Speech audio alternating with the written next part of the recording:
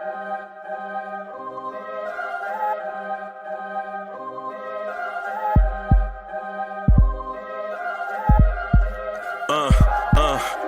rank where the view is nothing less than phenomenal. For how I express and project from my abdominal. The only view better, both my daddy and my mama know.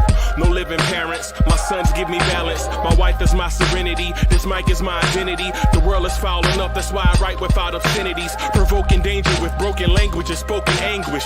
Begging to get hurt, why would you ask to go through changes? Yes, Lord, life's a chessboard, master the angles. Control the tempo, be the one who holds the info. Acknowledge is just as deadly as machete swings. When spoken, the truth is as potent as that Medellin. While others swear the style is free, I just let it ring. Our time is undervalued, soldiers make us better kings. My fam's on my shoulder, reaching after better things. Today I take the shot, for them I'd rather set the screen. My mama told me follow my dreams. My daddy told me get it by any means. Stand tall, make him bow to a king. But I've evolved, you can see the resolve. Look in my eyes when you speaking to God. Life and for those who we caught up in using what I was scarred with the muse. I guess they call it proving I'm more than an artist. Pistoling out my darkest while sizzling out a harvest. And storing what gets me from A to B, just like garages. Instrumental with collages. Envision what I've been drawing. Broadway to give you rhythm like the great Lena Horne. So bent on, found comfort in the storm. Find peace and on when you see them others perform. Organized chaos. Okay.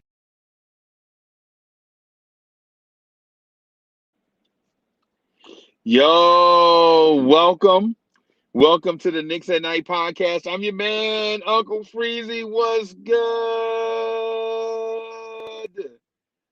What's good? It's good to be with y'all. You know what I mean? It's good to be with y'all. I see all the energy in the chat already. What's good? Juju92, what's good? I see you. Robert Paul, what's good? King Embert, what's good? Michael Hansen is in the building. What's good? Big also is in the building. Yerp. What is good? What's good, man? It's good to be with y'all. Again, welcome to the Knicks at Night podcast. I and your man, Uncle Freezy. I will soon be joined by your hosts, Hoodie Kev and City4Real. I'm excited, man, to be here with y'all, man. Got a lot, got a lot of stuff going on. It's a real busy time for Lawrence Tears Nation, for Knicks Nation, for the NBK fam. Just a lot of stuff going on, right? A lot of stuff going on. Had a chat with my man, Sim Russell, tonight for the first time in a while. That was good, man. Just good to hear that, brother. You know, he stay busy. Yo, so King Emma says, salute from Cancun. From Cancun, Mexico. What's good? What is good? Yo, Quiet Money, we do have a lot to talk about, but a lot to talk about. So we do have a lot to talk about, man. I got this little nagging cough. One of these days it'll go away. Rodolfo Irizarry, what's good? What is good? We got a lot to talk about, man. Guess what, party people? Lawrence Tears has a suite for Game 3 in Atlanta. What? Lawrence Tears has a suite for the New York Knicks versus Atlanta Hawks game. Are you serious? Lawrence Tears has a suite for the Atlanta Hawks versus New York Knicks playoff game, Game 3. We in the building. Yo, we in the building. Yeah, if you want to come and join us, and we'll have the details tomorrow. We have to wait on the ticket office to officially give us stuff. Like, we can't tell you all the details because we have to get the official particulars from the Atlanta Hawks ticket office. But when we do, Y'all will be the first ones to hear. So y'all will probably hear it on the Knicks morning drive. John Weber in the building. What's good? Big Oso's in the building. What's good? Wilson Ding. What's good? Yo, hey, Wilson Ding is like, yo, the Knicks have home court advantage in all 7 games. You daggone right. You daggone right. Because we're gonna turn our little suite into MSG South. Yeah, King Ember, listen, we're gonna talk about it tomorrow. We can't get into all the details because we have to wait for the Atlanta Hawks to make all the stuff official. Right? It's the reason why we've been slow with information, right? The reason why we've been slow with information is because we can't dispense anything that's not fact. So once we get all the facts and particulars in place, we're going to rock, right? We're going to rock. I talked to Sim about it. I was trying to get Sim to come down, but he got a conflicting obligation, so he can't make it. But you know what, though? Lawrence Tears will be in the building. In the building. In the building. Yeah. So AC says he at the game. Yo, Hoodie Kev, what's good? Good evening, everyone. Good evening. Good evening. How is everyone tonight? Hey, Hoodie Kev, you came through in the clutch. This is the most exciting thing that has happened to Lawrence Tears since I said, hello, everybody. My name is Uncle Freezy. This is the most clutch. The first, as soon as I turned the mic on, the first thing I remember saying is, hello, everybody. Welcome to Lawrence Tears. My name is Uncle Freezy. That was probably the most exciting thing.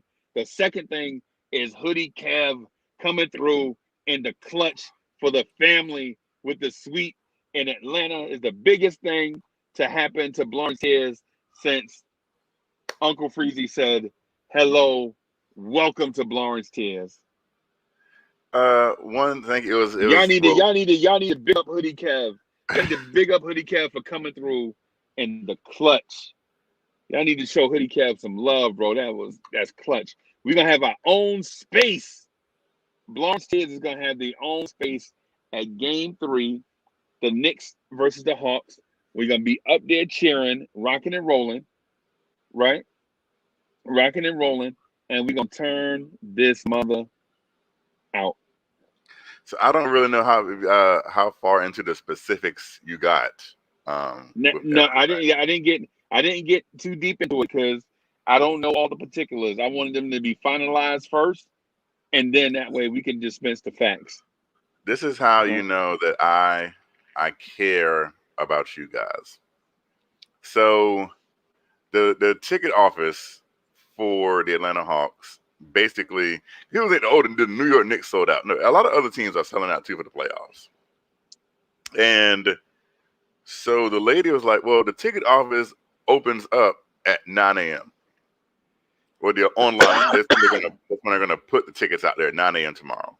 So you want to share this part, or you want to just keep it under wraps?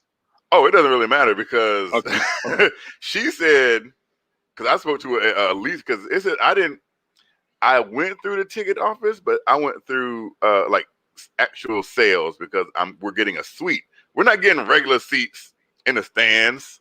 No. Lawrence Tears, only the best. Let's go! And so she was like, this is how you know I care about y'all. Because she was like, well, I'll call you at like 8:45, 8:50. And I was like, ooh, she must not know me. Does she know that's past my bedtime? 8:45 in the morning. What? Lawrence Tears family.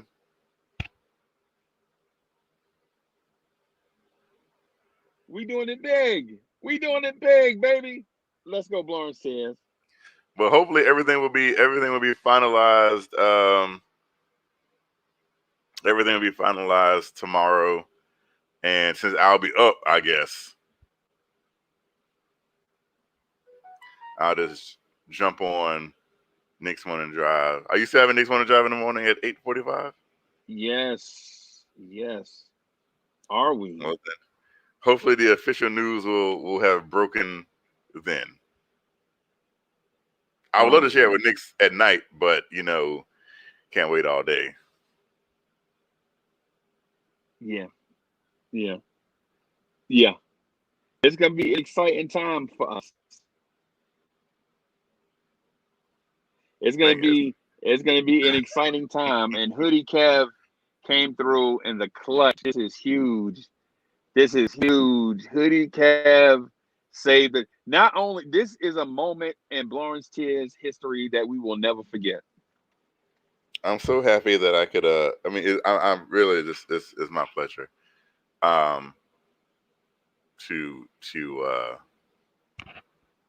To be able to. So this means you're an Omega level mutant now? This what that means? You're an Omega level mutant right now. Oh wow, really? I'm asking for some help here. I appreciate Wilson Dang. This is probably true, Wilson Dang. Yes, and Quiet Money. I appreciate that. I'm fine with just having the clout like Tony Stark had. Oh, so you're fine just having all the clout? Okay. Yes. Okay. Like middle schools named after me, boulevards, Hoodie Kev Boulevard. That has a ring to it. Right. And so my good news was for Black University and Carlos S. I can't for Knicks man. For Black University and Knicks man, I'm doing custom tees for them. And since you and I will be in Atlanta, I wanted us to sign them joints, you know what I'm saying? And then we bring them back and then we put them in the mail for Black University and for Knicks man. That was my thing. I also was working on a joint. Working on a joint for Hoodie Kev. So I had some good news. I was gonna whip that out for Kev, but then Kev came through in a clutch. This is huge. My little news ain't nothing. But I'm excited. And listen, don't let us go to Atlanta up 2-0. If we go up 2-0 in game 3, we there with a chance to take a 3-0 lead. All I'm saying is it's gonna be crazy in the A. That's all I'm saying. Yes, it'll be a good time. It'll be a good time. Hopefully we'll pull that win out live in person. I might come back hoarse from all the yelling and screaming I'm going to be doing. Of course. So yeah, man. Hey, salute to Chris Chang. Chris Chang was good. Julian Blum in the building. Ivy 280 was good. I see you. Some dude named City4Real 12KM is in the chat. Who is that? What does 12KM mean? City4Real 12KM. Some dude named City4Real is in the chat. Shout out to that dude, City4Real. It's gonna be crazy. And Kev, listen, I don't expect you to pull off another miracle in the second round. But if we make the second round, bro, and we have to play Philly, that's Philly. And Wilson Dang, listen, Wilson Dang, I'm not gonna make no promises. No promises, Wilson Dang. That's all I'm gonna say. Foy Trey was good, my guy, was good. Knicks man, I'm working on something for you and Black University. It's gonna be special. I just need to put it in front of Hoodie Kev. We're gonna put some. I just want to take a thing and put some comments on it. I'm trying to make it like a collector's edition, something. So I'm trying to do something. I'm just trying to do something special for you and Black University, man. I ain't never done nothing like this before, so just bear with me, man. Just be patient with me. But I promise you, just like everybody else in the chat that I told was going to get some stuff, they got their stuff already. You can ask. Big Oso can attest. You know what I'm saying? When I tell you I'm gonna come through, I'm gonna come through. Did you tell them how many tickets we had? No, I didn't get it. I didn't get into the particulars yet, into all of that stuff. Okay. Yeah, because I listed some details on the community page. I listed the email address. If you want to reach out to us, contact us directly. We can get into the particulars. I was figuring once it's finalized tomorrow, you give me all the details tomorrow. I'll dispense everything tomorrow. That way, there'll be no questions asked or needed. Cool beans.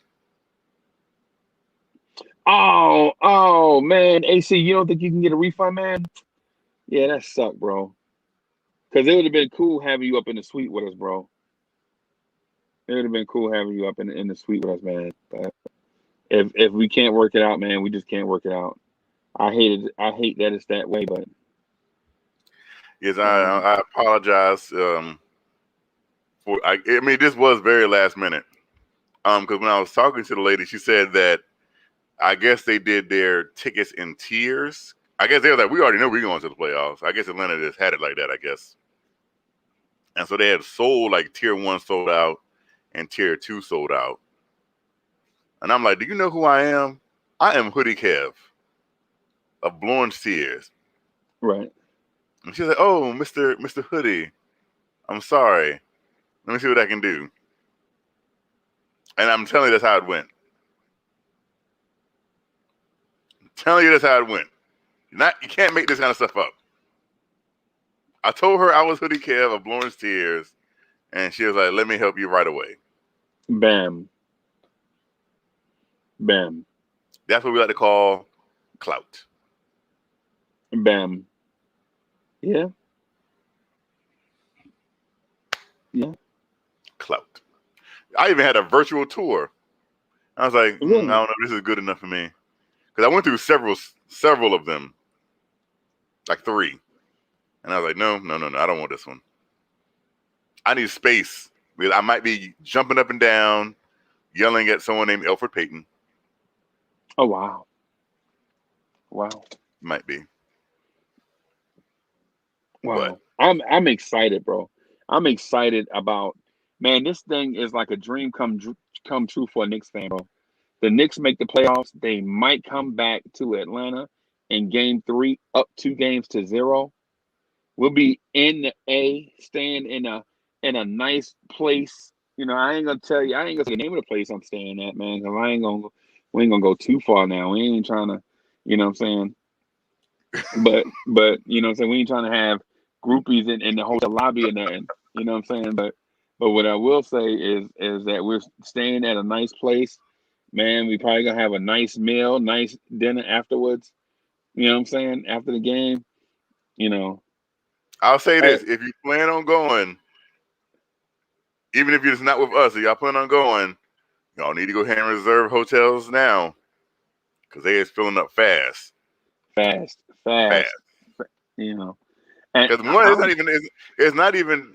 Also, you got to look, and why I say this as a hotelier, it's not even for the game. It's also Memorial Day weekend. Right. Just remember that, and it's summer. Remember, Atlanta's in the South. You know what I'm saying? The South. Summertime. Yeah, it's South. So remember, people look to escape. Snowbirds is what they call them. Look to escape some of the weather from the north and come down south. But the most important thing is that the Blowing Tears family will have the opportunity to hang out and kick it. Right? To hang out and kick it. Y'all get to see the people behind these avatars. You get to hang out with Uncle Freezy. You know what I'm saying? I'll be in the building. You get to hang out with Hoodie Kev. You know what I'm saying? And hear and legit have real conversations with us to understand why it is that you hear certain thoughts and stuff from us. You know what I mean?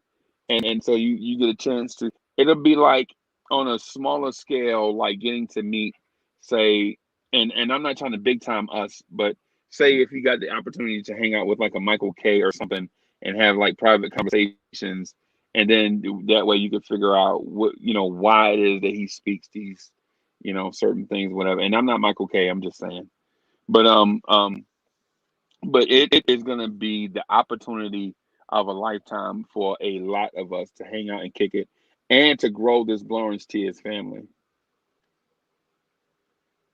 Yes. So, I'm ready. I wish I can go ahead and pack my bag tomorrow. hey, Julian Blum says, we have to come to New York. Listen, personally, I'm not counting out New York, right? But the availability for a lot of this stuff goes so quickly that it's hard to organize an event based on availability that'll be limited. You know what I'm saying? And so Knicks man says, Freezy, are you going to go live during the game in Atlanta? Yes. Yes, I'm bringing a laptop. I'm going to use the State Farm Wi-Fi. And what we'll probably do is during the course of the game, we'll rotate in front of the camera to keep y'all updated. Y'all know we can't broadcast the game, right? But what we can do is set up a little setting where what I'm saying, we can like broadcast during the game and let y'all know what's going on and introduce y'all to say, for instance, if Big Oso shows up. You know what I'm saying? We can try to get Big Oso in front of and Big Oso. I know Big Oso is camera shy, right? But maybe we can get Big Oso to come in front of the camera and holler at y'all or whatever, and tell some jokes or whatever it is, and let them know that we cutting up. You know what I'm saying? So we're gonna try to do some stuff like that, man. I mean, Because it's gonna be dope. It's gonna be fun. I mean, we can the good thing is, because it is like a suite, we can broadcast around the room, right? Because not like we're being around like other people, down in the stands or anything. Right. Own room, Right. high up top. Well, not high up top. Well, this guy's actually kind of high up top. So it's actually a good view. Right. So right. Big Oso is camera shy. Big Oso have so many excuses. I'd be like, yo, Big Oso, get in the video chat. My camera ain't working. Big Oso, get in the video chat. My tooth hurting. Big Oso, get in the video chat. I gotta file my taxes. I'm like, Big Oso, come on, man. You got 1,000 excuses. What's good, fam? What's the latest one Big Oso put in there? Let me see. Working. Okay, so now he says he's working nights. Okay, yeah, okay. I got you.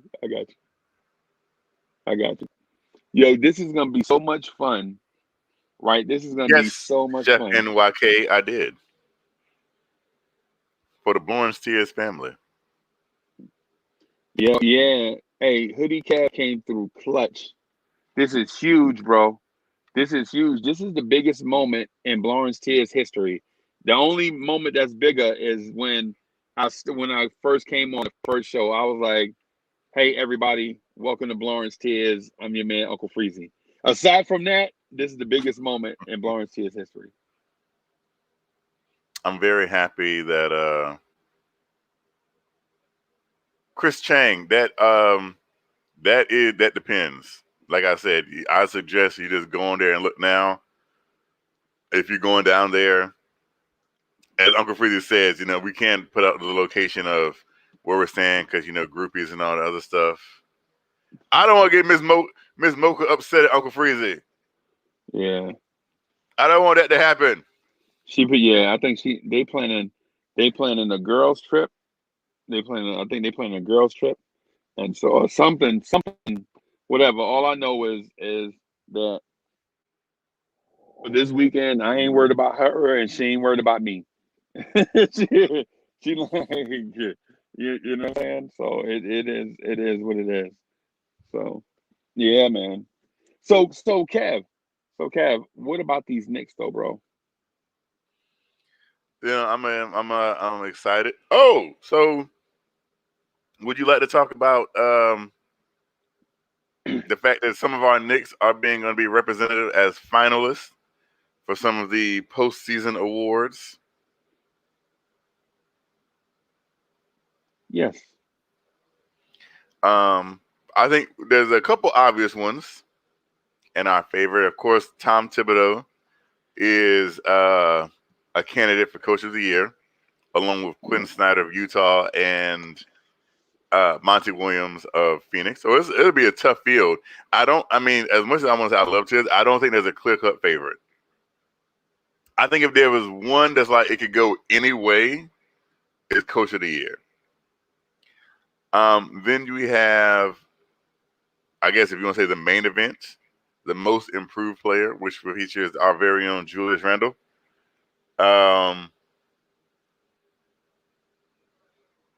Michael Porter Jr. and Jeremy Grant. And then we have Sixth Man of the Year, which is once I saw it and then paid any attention, but then I realized it, and I realized it was two Utah Jazz players. It was Jordan Clarkson and Joe Ingles. Wow. Along with Derrick Rose. They like the Utah Jazz, bro. Yeah. For some reason, they really feeling the Utah Jazz. Because I've never heard of that. Have you ever heard of a sixth man and it's two of them on the same team? No. How can two people be the sixth man? Exactly. One would have to be the seventh man. Exactly. I didn't understand it at first.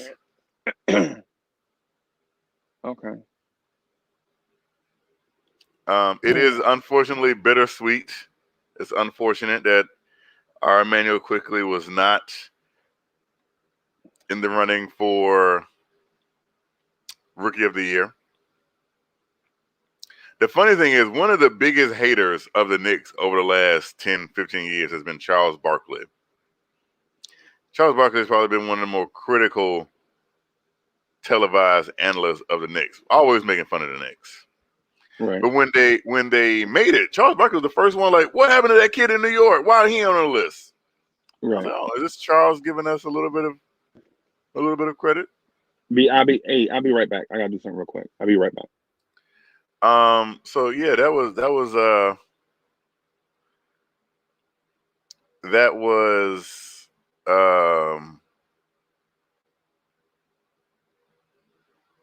but Charles Barkley really came out and surprised me with some of his things. When some of the candidates was being named, and some of the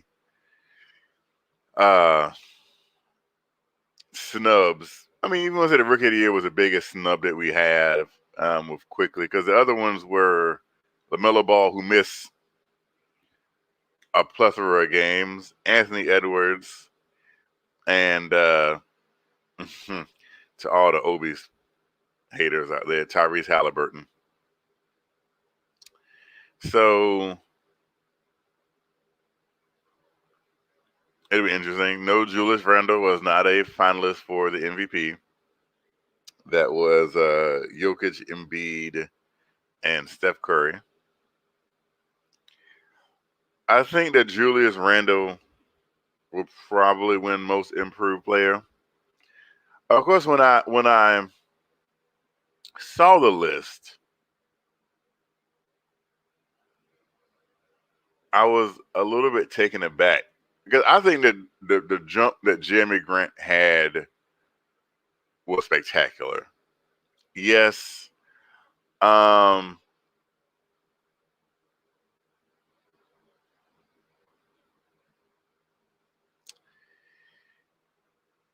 You can say he played for the Pistons. You can say that team was bad. You can say that they were awful, started tanking games. But his improvement was by far very impressive. Michael Porter Jr. in all of this scares me a little bit. Because if you look at just the numbers, he had a tremendous jump. Going from 9 points to 19 points. Going from 16 minutes to 31 minutes. You could argue that Michael Porter Jr. didn't improve his game. He just got more opportunity. That Julius Randle truly improved his game. Even though you look at the numbers the numbers are kind of minuscule because he went from 19 points to like 23 points. So it's like, that's not as big a jump as Michael Porter Jr. did.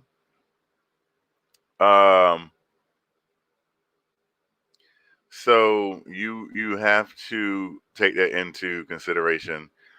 But I think Julius Randle is so overwhelmingly because there's a couple of things that could hurt Michael Porter Jr. or whatever. Is the fact that I think the clear-cut favorite for MVP would probably be Nikola Jokic. And so do you want to give the MVP and most improved players to the same team? I don't know. You might want to space it out that way. So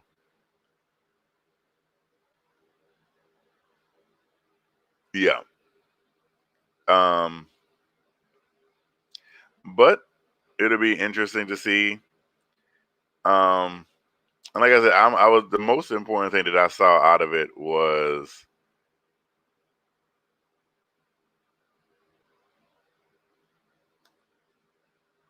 the most important thing that I saw out of everything was the fact that Quickley wasn't. But then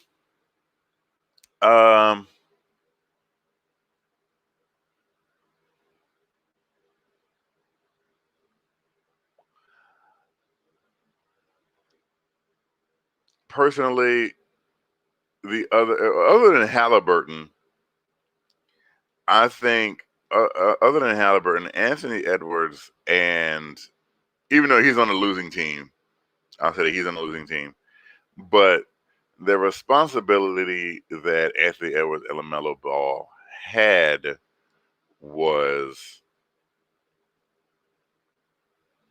more prominent than the role that Emmanuel Quickley had. And I think, like I said, that has to take into account. But do I believe that Emmanuel Quickley will still make all rookie? Yes. Yes, definitely will make all rookie. So G-Man State, how are you all doing tonight, this morning? What's good, Kev? Oh, not much. I was sharing the news about sharing some of the particulars about the game.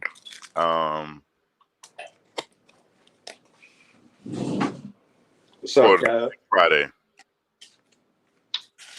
The upcoming game, you mean? Game 3. Okay, gotcha. The Blorns Tears family will be partaking in person. Gotcha. 10-A. Blorns Tears takeover. I gotcha. But now I was just going over the postseason awards just now. They came out tonight. Yeah,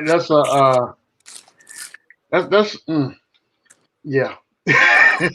That's all I got to say about that. Yeah. I mean, I think for the most part, they got it pretty right. They did.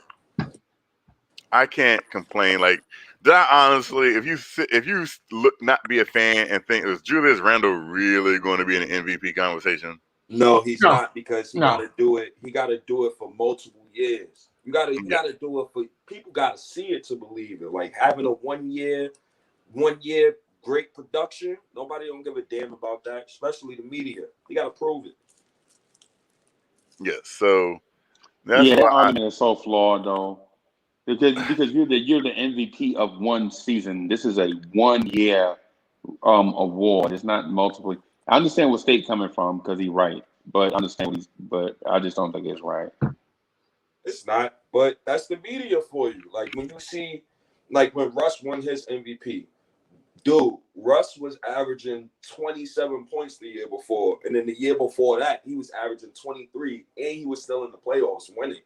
Jokic been averaging 20 points and like 10 rebounds for like 3 years straight, and now he's averaging a number that only Wilt Chamberlain has. Like these dudes been doing this consistently for years. So when people understand, like Julius Randle He's having a great season, and it's one of the best NBA seasons I've ever seen. But you got to do it again for 2 seasons in a row. Then people will really start taking notice of his accomplishments. But right now, 60, 72 games, nah, homie. Never made the playoffs, nah, homie. He got to do more.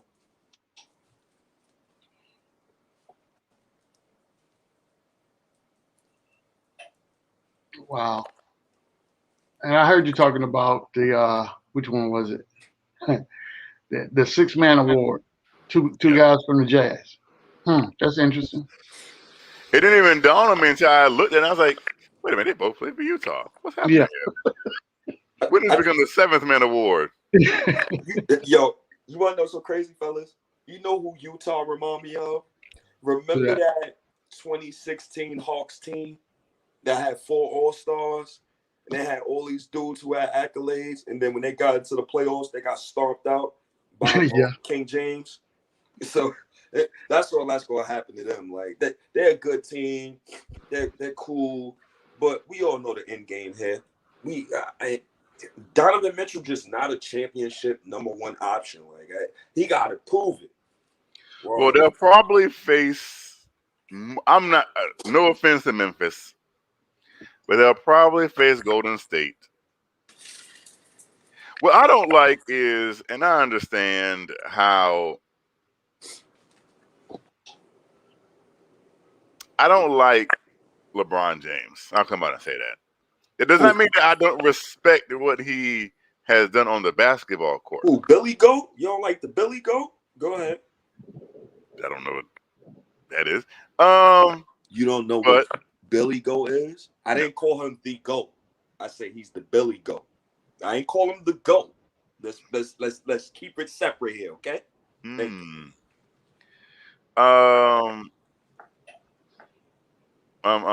But yeah, I don't, and I don't like how they're automatically the favorite to beat the Suns. Right. I don't. I think they're the first. I think they're the first 7th seed to be favored in the series. So actually, let me ask you: you think the Suns is going to beat the Lakers, brother? Would you bet money on the Suns to beat the Lakers?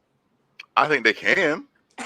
That's not. I don't think it's impossible because I look at the Lakers and it took them a last-second shot to beat the hobbled Golden State Warriors. It took a last-second shot to beat the hobbled Golden State Warriors. Bro, Anthony Davis was so pathetic that. I mean, you act like that's something new. Like Anthony Davis hasn't shrunk. Do we get to talk about the Karl-Anthony Towns is better than Anthony Davis debate? Because I am all for that. I can't take you serious in that debate because one is a champion and has won. A champion? Wait a minute. I would be a champion if I played with LeBron James. Okay. Let me play with LeBron James. I would be a champion too. Okay, and Allen Iverson would have been. Would have been a champion too if he would have got Tracy McGrady back in 1999. But look, here we are.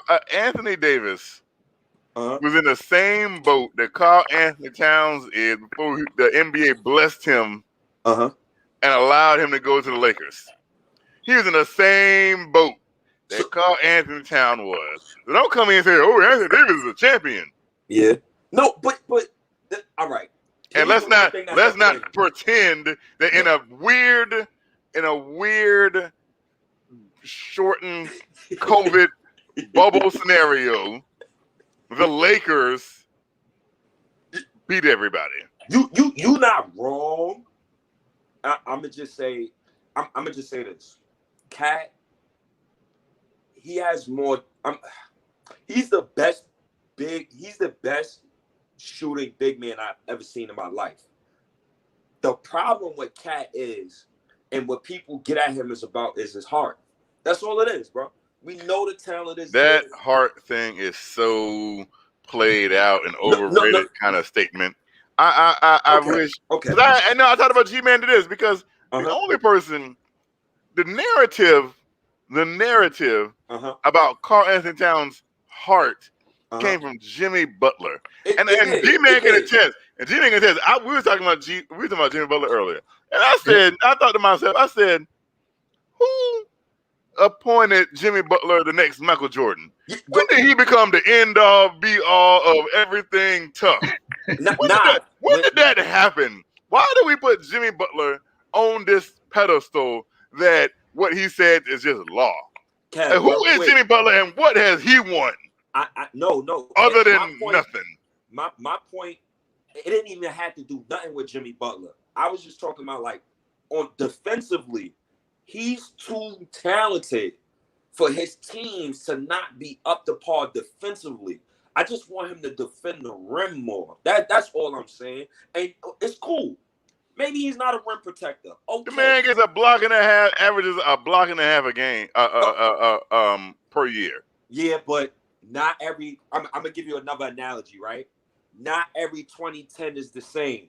Julius Randle 2010 last season ain't the same as his 2010 this season. So that's the thing about it. Calling the town, he getting 25 and 15. He wrote calling him gets out of bed like, I think I'm gonna give me 25 and 15 today.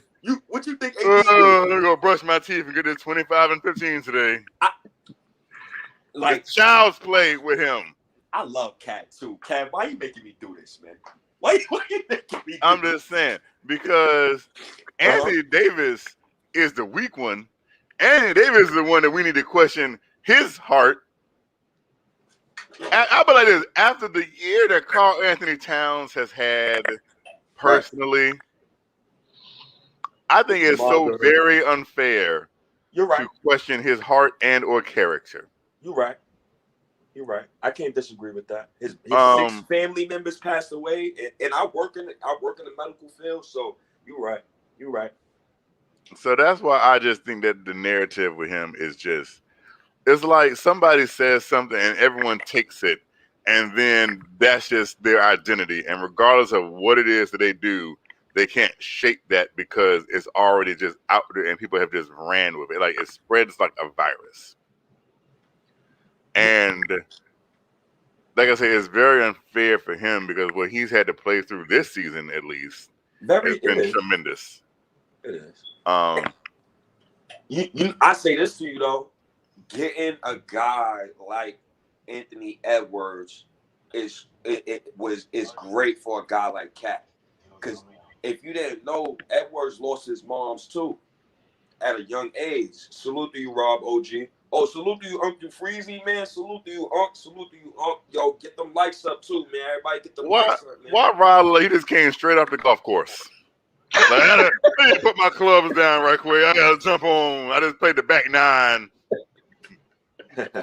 What'd you shoot, Rob? You on mute. You mute. Yeah, you muted, Rob. I got a better topic for y'all that I really want to ask. 72. I believe it. All right. So can I ask this question, please? I really want to ask y'all this question. I've been asking everybody this question. This off season, what do you value the most? Right? Do you value young wing, vet point guard, or do you value young point guard, vet wing? And I'm Kev, did we just have this conversation? Wait. Before this happens, State of New York podcast. Yes, sir. You my man, 50 grand. You know that, right? Yeah, you my man too. You and I have been through many, many battles. Kev. Hold on, Breezy. I gotta get this. Hoodie Kev. But what Hoodie you have Kev. done. No, I ain't holding on nothing. I ain't holding on nothing. What I'm gonna say is, if you about to get on this thing, I'm gonna shut it down, bro. What? Get on what? I just wanted to ask a question. That's all. Hold on. That's all. Well, all I gotta say is, State, you have let me down. You have hurt me. Listen, deeply, State. Listen. I can't believe that you would flip flop on me like that. I really can't. Can I? We can. But you and I, we gonna have a conversation. You and I are gonna have a conversation, State. Can I be perfectly honest with you? And I want to hand this off to Rob or the other OG, please. I just want to be perfectly honest with you, Kev. We're at the point right now where if the Knicks had a chance to upgrade the small forward spot, and mind you, I love Kevin Knox. If they had a chance to get a young wing on an up and coming, trending upward. How young you wanted to be? The one we got is 21. You wanted to be underage? No, How no, young no, do you no, want no, him to no, be? So I'm gonna give you an What example. is happening? I'm gonna give you an example. If the Knicks had a chance to get Jalen Johnson, I'm packing Who is Kevin that? Knox bags. I'm packing. I don't even know who that is. All right. If the Knicks had a chance to get Scotty Barnes, I'm packing Kevin Knox bags. The only right? Scotty I know last name is Pippen. Okay, cool. That's understandable. If the Knicks had a chance to get one of these young wings and trade for them, I'm packing Kevin Knox bags. Like, RJ is so advanced to the point where we don't have time to kind of wait for Kevin Knox to get right anymore. I'm gonna leave this to Rob the Nick. OG, Rob the Nick, you take this. I want Rob to give it. Can we get back to the original point, Rob? I don't want to talk about Kevin Knox, Rob. Young wing. I'm not talking about. I thought the question was, do we get a veteran point guard or a veteran wing? Yeah, basically, what do you value more? Do you want the Knicks to get a young wing and a vet point guard, or do you prefer for them to get a young starting point guard on the up and coming and get a vet wing? Like opposite. Basically, young wing, vet point guard, young point guard, vet wing. This is absurd. My personal belief in that situation is this here. Mm-hmm. I would go with the young point guard and keep. I would go with the young point guard because you can get a young point guard and you can let Derrick Rose mold him into the point guard that you would need. And me personally, on that small forward spot, I haven't given up on that man yet. That's because he's only 21. All right. So I feel as though right now, and what we know that he can do, minus why he's not doing it right now, given a chance, I think next year is another year maturity, and he'll be in a better situation to man that position. So expectations. Let me bounce this off of you. So you're expecting Kevin Knox to play next season. That's what I'm hearing from you. Yes. Yeah. Okay. Understandable. Yeah, the wait is over. If he's not playing by next year, you can pack his bags. All right. G-Man, do you want to go first, or do you want me to go? You want to go? I want the OG to go first. I want the other OG to go first. Because I'm going to shut it down when it's my turn. So I agree with Rob. Okay. I would take a young point guard, and to the same point that Rob made is an excellent point. You still got Rose on the squad, and Rose understands the Tibbs philosophy. So after Tibbs finished shaking him up in practice, Rose will take him to the side, tap him on his head a little bit, calm him down, and say, "Look, Rook, this is what we need to do to get you right." Right. All right. Now I'm an Obi Toppin fan, tried and true, right? But I'm also a firm believer, based on, and this is and I know this is all hypothetical, right? But we still got to go through the playoffs, and what happens in these playoffs is I feel will have an impact on what the Knicks do in the offseason. So I agree. Depending on how this shakes out, I think that will rank people as to where their value is on this squad.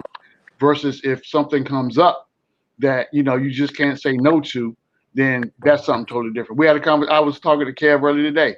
We had a conversation about said point guard that plays for Portland. What would the Knicks be giving up, or what would they be willing to give up to get that dude here in town? What would that package look like? So, real quick before Kev go, that is a backwards move to trade for Damian Lillard. If you're gonna trade for a point guard, can you get me somebody? What are we talking about? Can you get Don't me interrupt a him. Fox? Can you get me a Fox? Can you get me a Colin Sexton? Can you get me a guy who's on the up and coming? Can you get me Alonzo Ball? I love Dame, but I'm not willing to give up Obi and Quickley and multiple first round picks for Dame. That no way, no. Especially when, think about this too. Julius Randle contract, right? If he says no to this contract, right? So that tells me Julius Randle's betting on himself. So this summer we could offer him $23.6 million, 4 years, $106 million. If he waits another season and we have his bird rights, he could get $200 million. So how much do Julius Randle value this team and the team around him, or does he value his pockets more and his longevity? So we're going to have these conversations soon, but this is something for everybody to think about. That's fair. That's fair. And you're exactly right. At some point, the bill is going to come due, and it's going to have to be paid one way or another. And they just got to figure out if they want to finance for 36 months, 48 months, or 72 months. Hopefully, if the Knicks can be in a great situation and have a bargaining chip at the same way, because check it out like this here.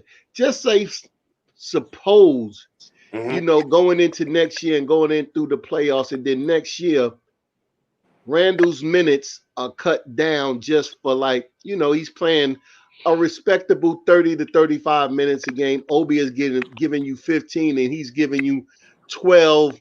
He's giving you 12 points a game and 6 rebounds, shooting at 50% from the field and 40% from three. He better. What that would look like as far as Julius Randle's bargaining power, because it would show that Obi is on the up and coming. Right. We can sign you, or you are a chess.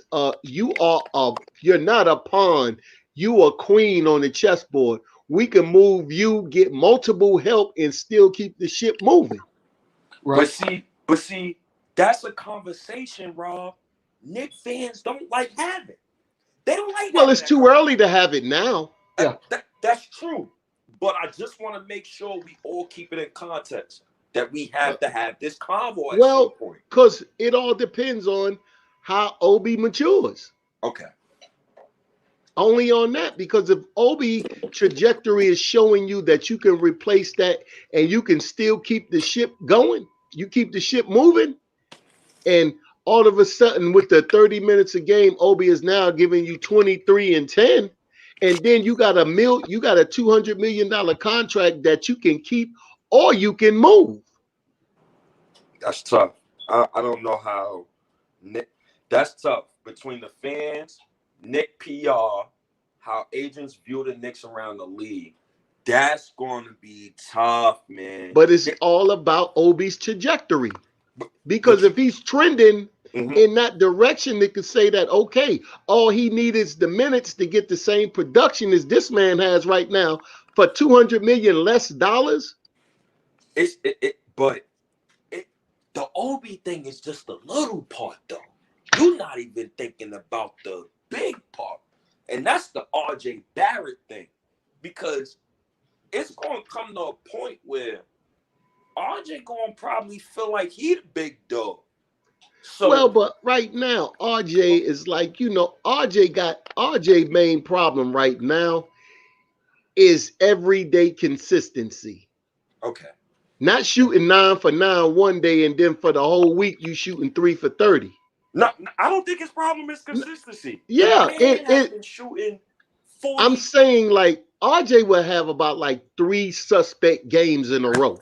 For 3 games, he only scored 5 points in the first, and then he might catch fire in the second half. You got to get more consistency out of that. I know at the end of the year the numbers equal up, but when you're watching those games, it's like, yo, we need you to make these. We need you to come on in. But you missing the bigger picture is he may be shooting bad, but the kid defense is so elite that you probably just ignore the whole defense. No, it helps. You're right. It helps. I'm just talking about the big picture. The big picture is, yes, he plays defense, but yes, he gets beat too. He gets beat also. So at the end of the day, he's 20, but I'm just saying, if you can have a situation where it's though you got the power bargaining chip that you can get a lot for, not to say right now, because right now it's not even there like that. Mm-hmm. I just see is that, if 2 years down the line, it will be the Knicks will be in a better situation if Obi can take off with JR. So That would be to that point, Rob, what do you think RJ's impact is going to be in game one against the Hawks? How do you think he stacks up against and we played these guys a couple times before, right? So what do you think his impact is going to be in game one? Well, I think right now with the rest and everything, he should be robbing. I'm expecting for him to be robbing. Nothing less. You got a week off and it's showtime. But I would take into consideration if he was to fail that, okay, at the end of everything, I'm going to evaluate the whole thing. I'm not going to evaluate him on that one game. Right. That's one thing in the playoffs. You guys will not see me evaluating players after each game, because I'll evaluate the series and see what he done, being that it's their first time. So I'll talk about the team as a whole, but I will not pinpoint that one player. I will not do that. And I think that's a very pointed statement that you made right there, because a lot of people will. A lot of people, especially depending on the outcome of the game, right? Yeah, I'm not going to have no parts of that. If we win, then it'll be okay. Yeah, well, somebody could have did X different or whatever the case may be. Hope they improve in game two or whatever. But if we happen to come up on the opposite side of the spectrum in game one, then it's going to be a lot of finger pointing. So and so should have done this. We need to pack this person's bags and do that. And the third, I can hear it already. You trade this person, trade that person, get rid of this one, get rid of that one. It's one game. It's one game. I think that Frank and Obi is going to have a good series. I think that I agree. I think that so Tibbs is a creature of habit. That's number one. Who got AT&T in the background? But I think that Frank will be pivotal in this game for his defensive paralysis, and I hope that Obi gets a little bit of playing time. It just depends on how Randle's game goes. Facts. But the bench has definitely got to show up in game one. That's going to be I guess the linchpin there when that second unit comes in. So I guess we've moved on, and I've missed my moment for my tirade. You did.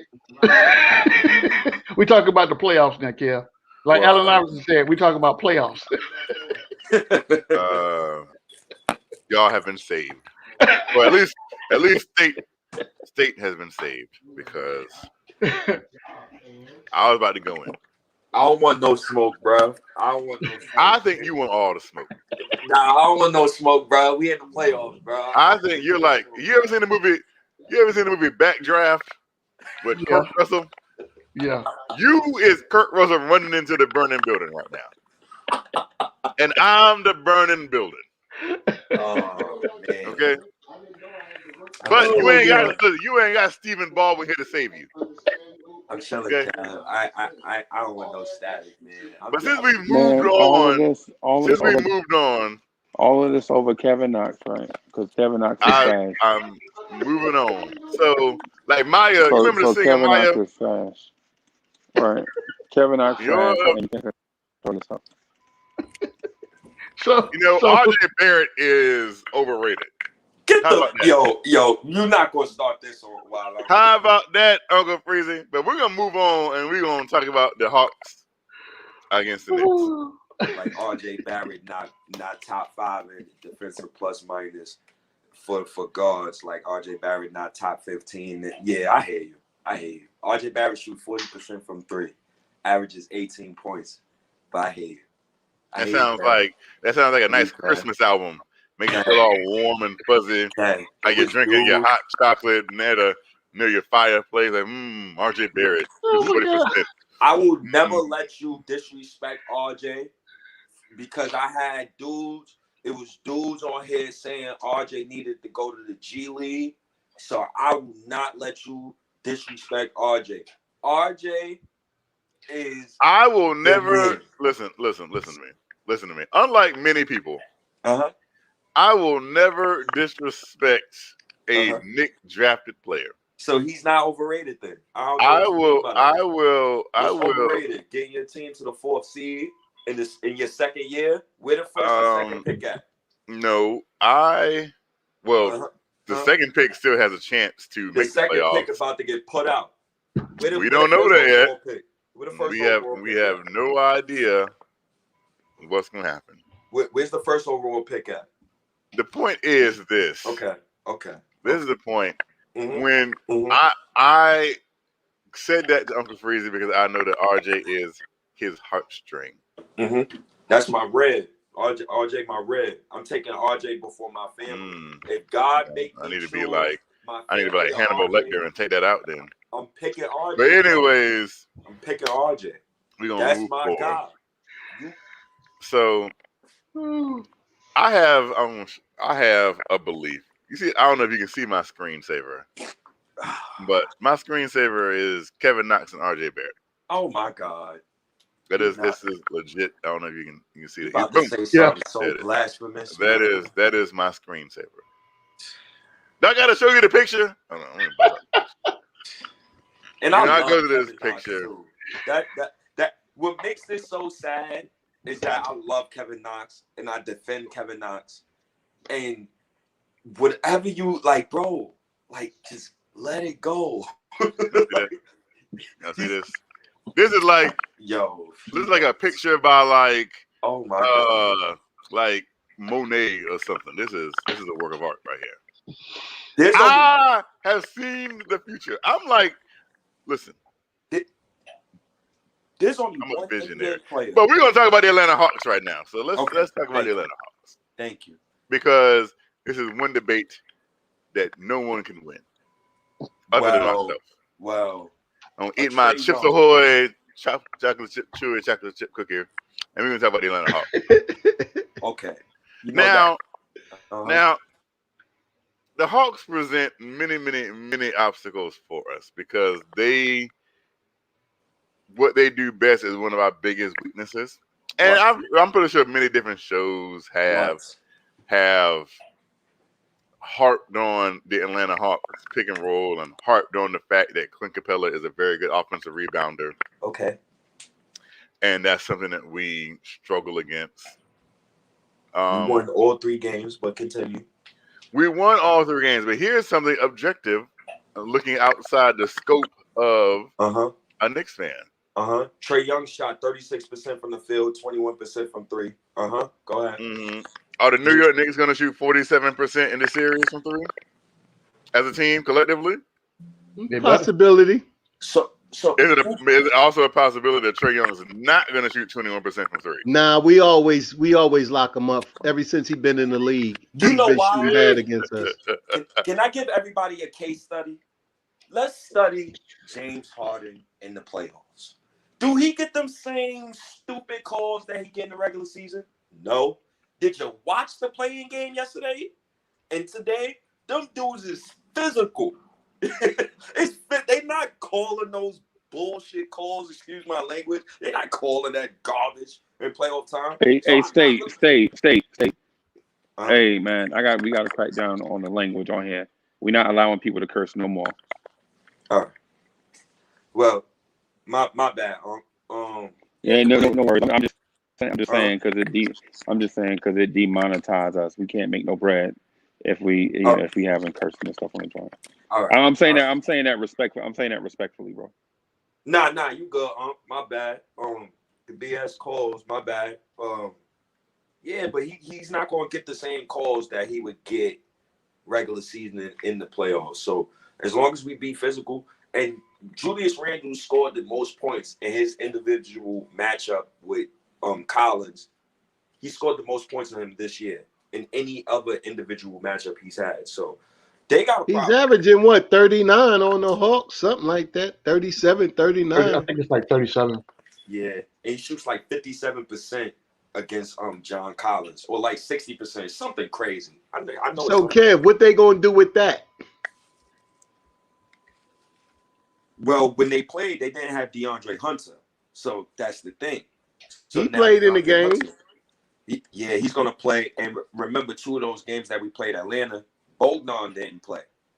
So yeah, it's gonna be tough. Frank Ntilikina and Reggie Bullock and RJ Barrett perimeter defense is going to be really important this series. And also, y'all didn't even say the playoff X factor gotta be Alec Burke and Emmanuel Quickley.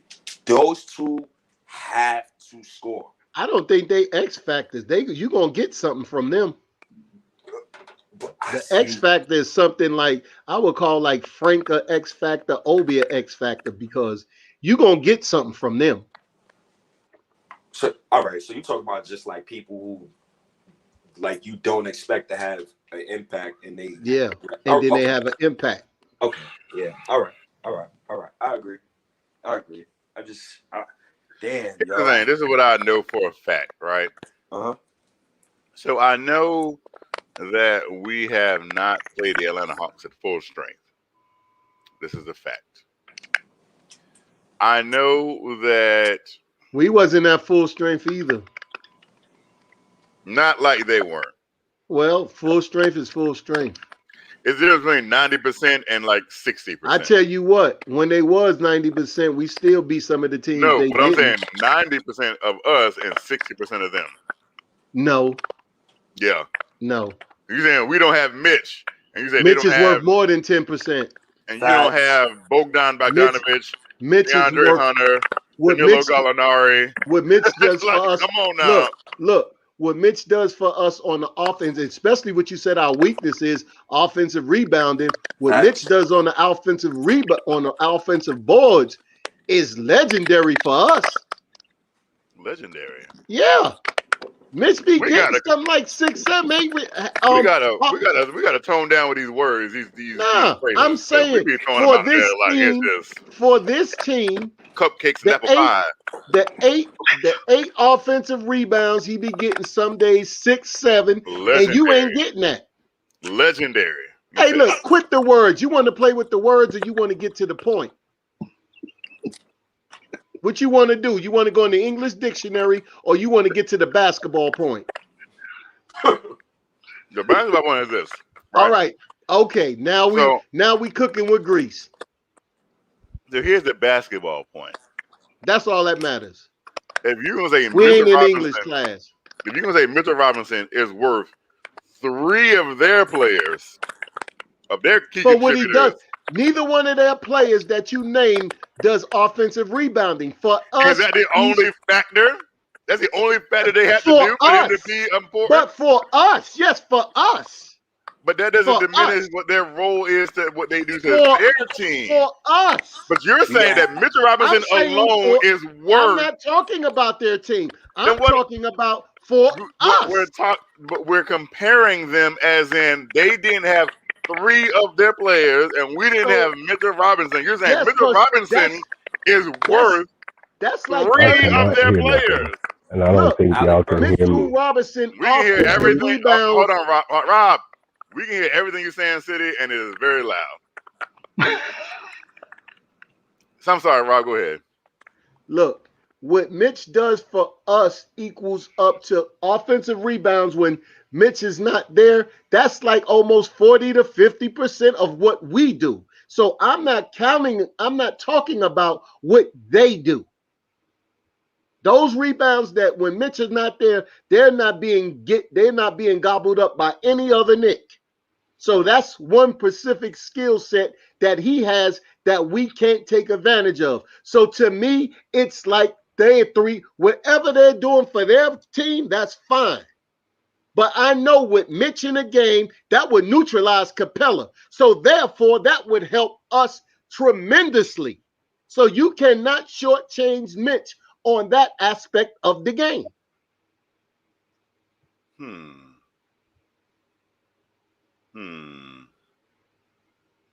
Give me 1 second. I want to see something.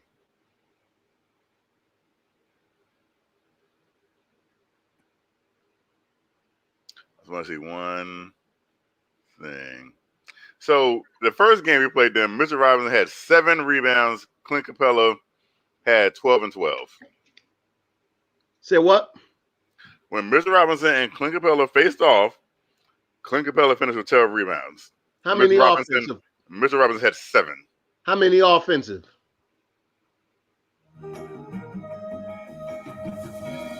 Come on, ESPN.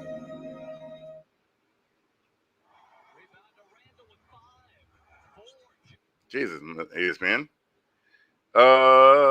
Clint Capella had 2 offensive. Okay, then. So, but Mr. Robinson had how many Mitch had? Offensive rebounds? Yeah.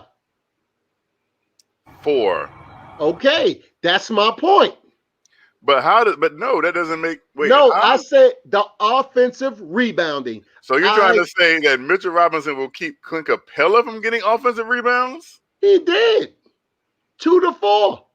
No, that doesn't make any sense. Hey, look, offensive rebounds. I didn't say total. Look, you said our weaknesses was offensive rebounding. No, but you're saying that and Mr. I showed Robinson will keep Clint Capella from getting offensive rebounds. Don't put words in my mouth. I legit just asked you. You said yes. No, I didn't. This is what I said. You said that we had a problem with offensive rebound to start the conversation from the beginning. And I said Mitch gave us offensive rebounding. Now, Clint Capella. Let me finish my statement. I'm going to let you go. Look, Clint Capella had 12 rebounds, 2 of them offensive. Now, on the other hand, Robinson had 7 rebounds, 4 offensive. Therefore, like I said, will we lack that from your understanding? Offensive rebound, that was Mitch gave it to us. That's what Mitch gives us. So to me, he's still worth the 40% of what we do offensively on the boards. Rob, that makes no sense. No, it don't make no sense. Because does that make sense to you? Rob, no, it doesn't. No, we're gonna ask somebody else. We're gonna ask somebody else. You just said that Mr. Robinson's presence keeps Clint Capella off the offensive rebounds, but that has nothing to do with Mitchell Robinson's offensive rebounds. I know, but that's not the point. The point is this here. Mitchell Robinson's point. No, look, this is what I'm saying. Because, see, you're trying to move the goalposts all around town. I'm going to bring you right back. The argument was you said we struggle on the offensive boards. No, I didn't say that. That's how you started it. You said that, Clint. You started your conversation with that. No, Rob, I didn't say that. I was talking about Clint Capella's offensive rebounding, not the New York Knicks offense. I know. What does us having to do offensive rebound have to do with Clint Capella getting offensive rebound? Hey, look, this is what you said. Now, look, really. When I brought up the point about Mitch, you brought up the 3 other players. I put a percentage out there. Mitch is worth 40% of our offensive rebounds since you said one of our weaknesses was offensive rebounding. Now, didn't you say that? No. You never said we had a weakness of offensive rebounding. No, I did not say anything about offensive rebounding. Okay, my bad then. If you didn't, that's what I was trying to figure out. I said Clint Capella offensive rebounding. I didn't say anything about us offensive rebounding. I said Clint Capella. That's what I was trying to figure out. Like, how does this relate to Clint Capella getting offensive rebounds? Yeah, I think that the original argument was that Kev was saying that the 3 players that the Hawks were missing didn't equate to the percentage as far as just counting Mitch. Mitch's absence was not equal to the 3 players that the Hawks were missing. Yes. I think that was the original argument. Yes. And then Rob said Mitch gets us offensive rebounds. I thought when you first started your conversation, now we did have that conversation, but I thought when you first came in on your conversation that you were talking about the Knicks struggle with what they do well And then you brought up Clint Capella with the rebounding. Yes, Clint Capella getting offensive rebounds, not us getting offensive rebounds. Well, and my point was, if Mitch was there, he wouldn't be getting offensive rebounds like that. But that would mean that Mitch would have more defensive rebounds. He would block him. Yeah, he would have more defensive rebounds and block and keeping them off the board so he can get the rebound. If you're going to get your offensive rebound is my defensive rebound. But if I got you blocked out and you got 2, that means somebody else is getting the rebound, not you. Yes. Okay, so when Mitch is not there, the man had what, 20 boards? Probably 10 of them offensive. The last time we played him, he probably had about what, 18 to 20 boards. He had 8 to 10 offensive rebounds. My point was, if Mitch was there, he wouldn't have got that. Somebody else, maybe Julius, would have got the rebound, but he would have been boxed out the way of getting the rebounds, whereas though Nolan's Noels couldn't do that. So the last time we played them, good Lord, he had 22 rebounds, 9 offensive rebounds. And then when Mitch was there, he only had 2 and 12 boards. And we won that game. Yes. That's all I'm saying is. So what Mitch does for us, like I said, it's worth. I don't care what they're doing on their sides of the ball, but what Mitch does for us, they wouldn't have even been in the game if it wouldn't have even been a game if Mitch was there, because he wouldn't have got those 9 rebounds. He wouldn't have got the 22 boards. But he can do that over Noel's. So we'll really be talking about a different series, because, and again, they can, like the 3 players that you're talking about, yeah, they can shoot the 3. But one thing about Mitch is he can cover the 3. It's a lot going on with Mitch that with him not there on the defensive end, a lot of teams can't do. But the thing about it is, Mitchell Robinson under Tom Thibodeau wasn't out there covering the 3 as much. He still did it. Yes, he did. He ran out there, showed. He even blocked a couple this year. This year? He blocked a couple of threes this year. He sure did. This year? This year, you forget a lot of things that we do, but you remember a lot of things what the other teams do, Kev. I do not remember, unless I'm wrong. I know you didn't remember the 30-point Boston win. Why you keep saying 30? We did not beat Boston by 30. Of course, well, we had them by 30. I can't remember something that didn't happen. Yes, we did. Look, we had them by 30. You didn't remember the game. You only remember one blowout game this year, and we had 4. No. Yes, you did. You mentioned one. We only blew out one team. I didn't say that. I didn't say that at all. I said we dominated, complete domination from beginning whistle to end whistle. In my opinion, regardless of what the score is, one team that we completely came in and dominated them. We dominated Boston from beginning to end. I don't think we did. From beginning to end. Then that's how you took it. No, we was up by 15, 20, 25, 30. We wound up beating them by 25. That's a total domination. What are you talking about? And you didn't even know that game because you only brought up one. I brought up the game that I thought was complete domination.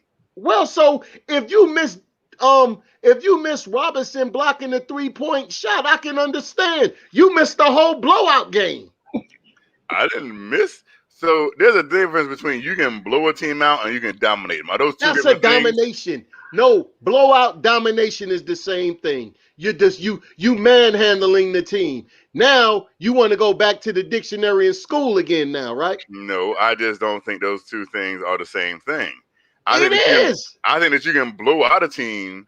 It wasn't like it took the fourth quarter and then like due to the circumstances, something like, no, this game was in control. Everybody was picking their teeth. That's why I said they was picking their teeth on this one.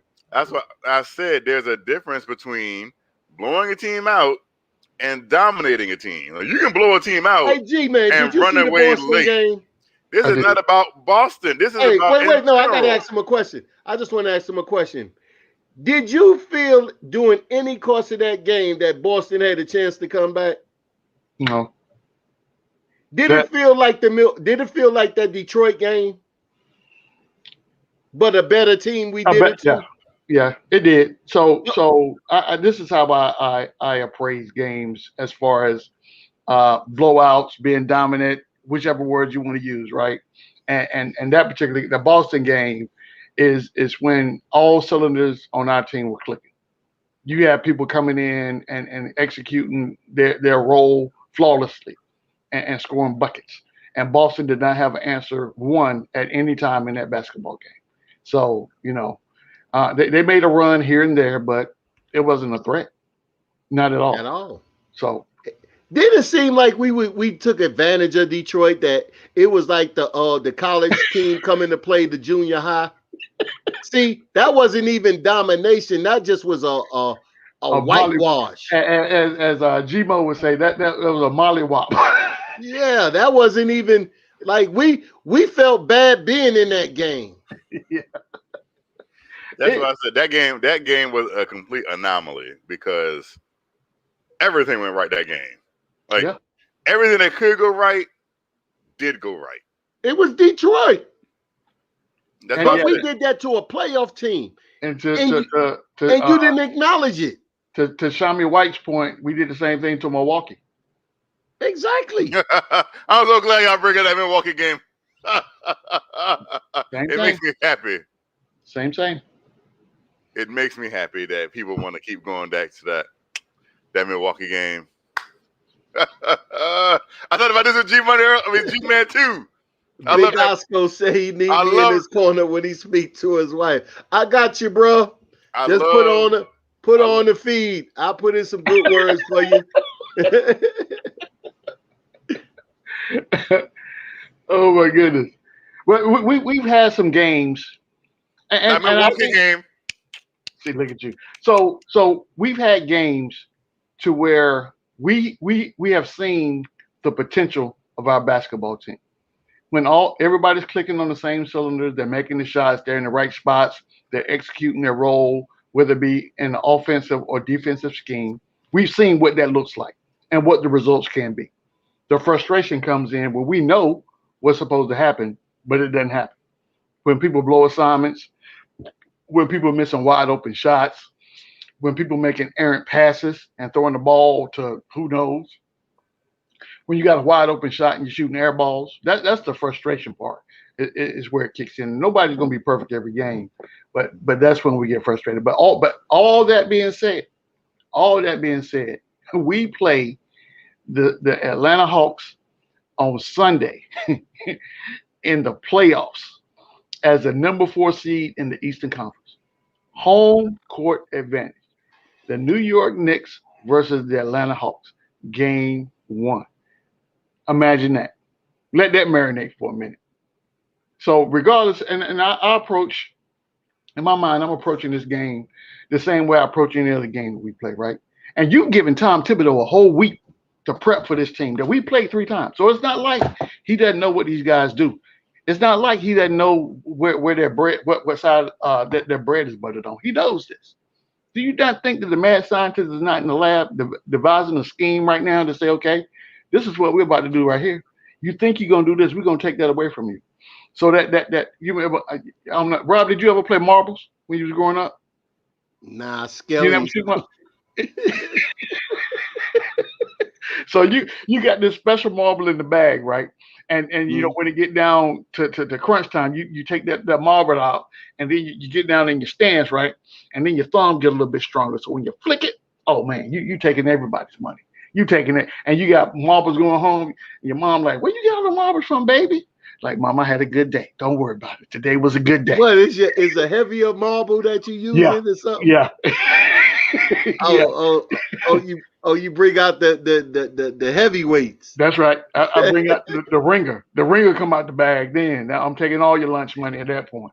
I'm taking it all. But this game on Sunday, I think it's going to be important that we get off to a good start. That's number one. We got to get off to a good. We cannot afford to get off to a slow start in the playoffs. Now, and again, that's an anomaly. It's not in our best interest to. It's not. It's really not. We don't want to play from behind at any point in the game. But history has shown that's not our MO. Not even almost. We start slow for whatever reason. We start slow. I would rather not have to. We got Peyton. That's the reason. I don't want to put all this on Elfrid Payton. I think that's fair to Elfrid Payton. Hey, especially when I'm not over here crushing Peyton, but the facts are the facts. I didn't say we lose games because of him. We start slow because of him. If he's not running the offense and he's missing shots, hopefully this week does him good, that he can relax and get his legs up under him and give us something that we can use. I'm rooting for the guy. Can I offer a different perspective on this? Yeah. That no one really has brought up. But the beginning of games, when Elfrid Payton is in, is this or should it be an indictment on Julius Randle? Because at that point in time, the Julius Randle is orchestrating the offense. It's not Elfrid Payton. It's Julius Randle. No, it's not. Not early in the game. In the first 3 to 4 minutes of the game, Randle takes over.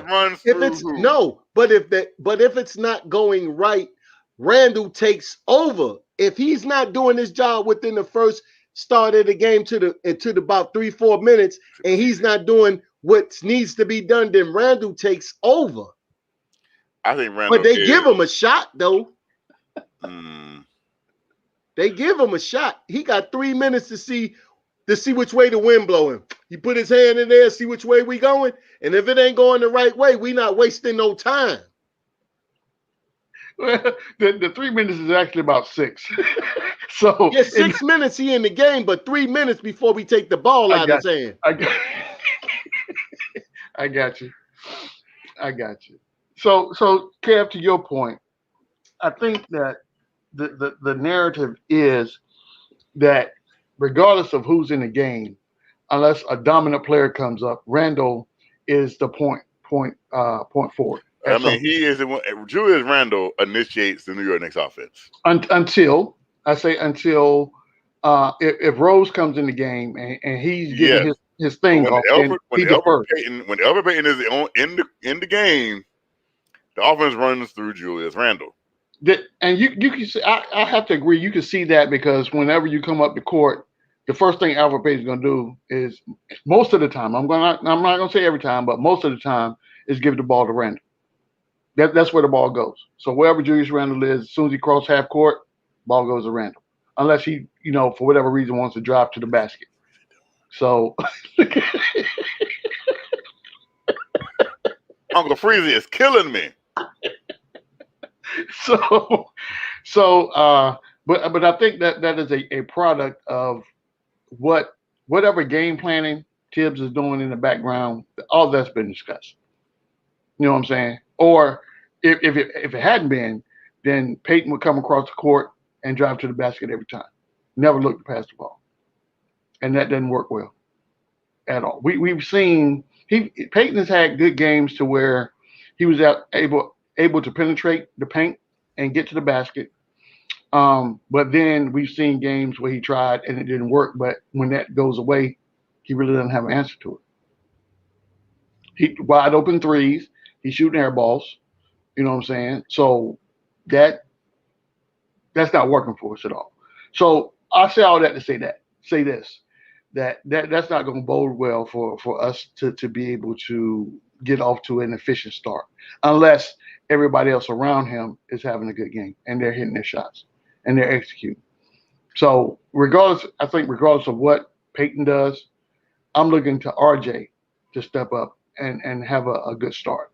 So if RJ gets a good start, Randle does what he does, I think we'll be okay for those 6 minutes until the next rotation comes in. And our bench, I think, will be the catalyst. Our bench needs to have a good game as well. I think if Frank give us 10 to 12 points the first 2 games, wait, you said who? If Frank give us 10 to 12 points the first 2 games, Frank who? You know another Frank we got? His name ain't Frank Knox. His name is Frank. Oh, wait a minute. Are you trying to tell me that Frank Ntilikina is going to get? I don't know what you've been watching the last week of the season, but Frank been playing ball. I've seen Frank come in like the last. Even that game that you said seconds. he sucked, he had 12. Yeah, you said he sucked. You wanted him out the game, but he had 12. Why was Frank in the game? Because Tibbs put him in. No. Why was Frank? Let's be honest. Why was Frank in the game? Well, because Tibbs put him in for defensive purposes, and he No. That's wrong again. Frank Ntilikina was in the game because Alec Burks and Emmanuel Quickley wasn't playing. That's why Frank was in the game in the first place. Regardless of what he did when he was on the court, he got on the court because Quickley and Burks wasn't playing. Well, they could have went to Knox, but they didn't. This isn't about Kevin Knox. This is about. No, I'm just saying. Why does it matter why he was in the game? When he was in the game, he performed. It matters because of this. If everybody is healthy, Frank's not playing. I'm saying this. So who going to sit down? Who going to sit down? Man, look, I'm not going through it. I got an intuition that you're going to see Frank in this series. The first 2 games. I would agree with that. Playing significant minutes. Kev, look, you're not going to nail me down. Just listen to what I'm because saying. If Frank plays significant minutes. I have a feeling. Who do you have a feeling not playing? How about put it that way? If Frank playing, somebody not playing. Who not playing? I don't care who's not playing. I'm not even looking at it like that. If they got you because if Frank is playing, that means Burke not playing. I'm not. Look, that's for Tom Thibodeau to figure out. I said I got a feeling. You just trying to say that you trying to act like Tom Thibodeau told me. I said there has to be a reason. Listen, there has to be a reason that Frank is in the game in the first place. Whatever the reason may be, only thing I'm getting to tell you right now is that this here, I have a feeling Frank is going to play in this series. Okay, Black Eyed Peas. All right. I think that Frank brings a defensive dynamic to the team, and depending on where we are and what the score looks like and how the game's going, Frank can very well get some legit playing time. And I think he's going to get Peyton's minutes. If Peyton doesn't play up to par after this, and Frank does, he comes in and he does his job. You're going to see it this series. Peyton behind going to be on the bench. So let me get this straight. Elfrid Payton has started every game he's played. Tom Thibodeau has not wavered, not one iota. He might reduce his minutes. I got one question for you. But he has not wavered that Elfrid Payton is the starting point guard. So in the playoffs, Tom Thibodeau is all of a sudden going to be like, you know what? I've seen enough. I'm tired of Elfrid. I feel as though this here, if Peyton plays like he played the last week of the season, he's going to get benched for Frank. What is Frank going to bring to the court exactly? Look, he's going to bring better than what Peyton was doing. Better than what Peyton was doing. I don't know if you watched Peyton this last week, but he sucked. I've watched every game. Was there echo? Yeah, I watched every game of. Okay, Elfrid so Payton. whatever Frank. So what you're trying But to say is that Frank can't bring nothing better than that. This is what I know. Tom Thibodeau ain't changing. Let me ask you. Let me ask you this here. How many playoff games have Peyton played for Tibodeau? None. Thank you. How many regular season games did Elfrid Payton start? I don't know. All of them. So he didn't play every game. All the games Elfrid Payton played in, did he come off the bench? Huh? Did he come off the bench? Did everybody get DNPs when he wasn't hurt? No, I don't think so. Okay, so now all of a sudden, that's gonna change. Hey, look, I feel as though in the playoffs, if he's playing the way he played, let me reiterate what I said.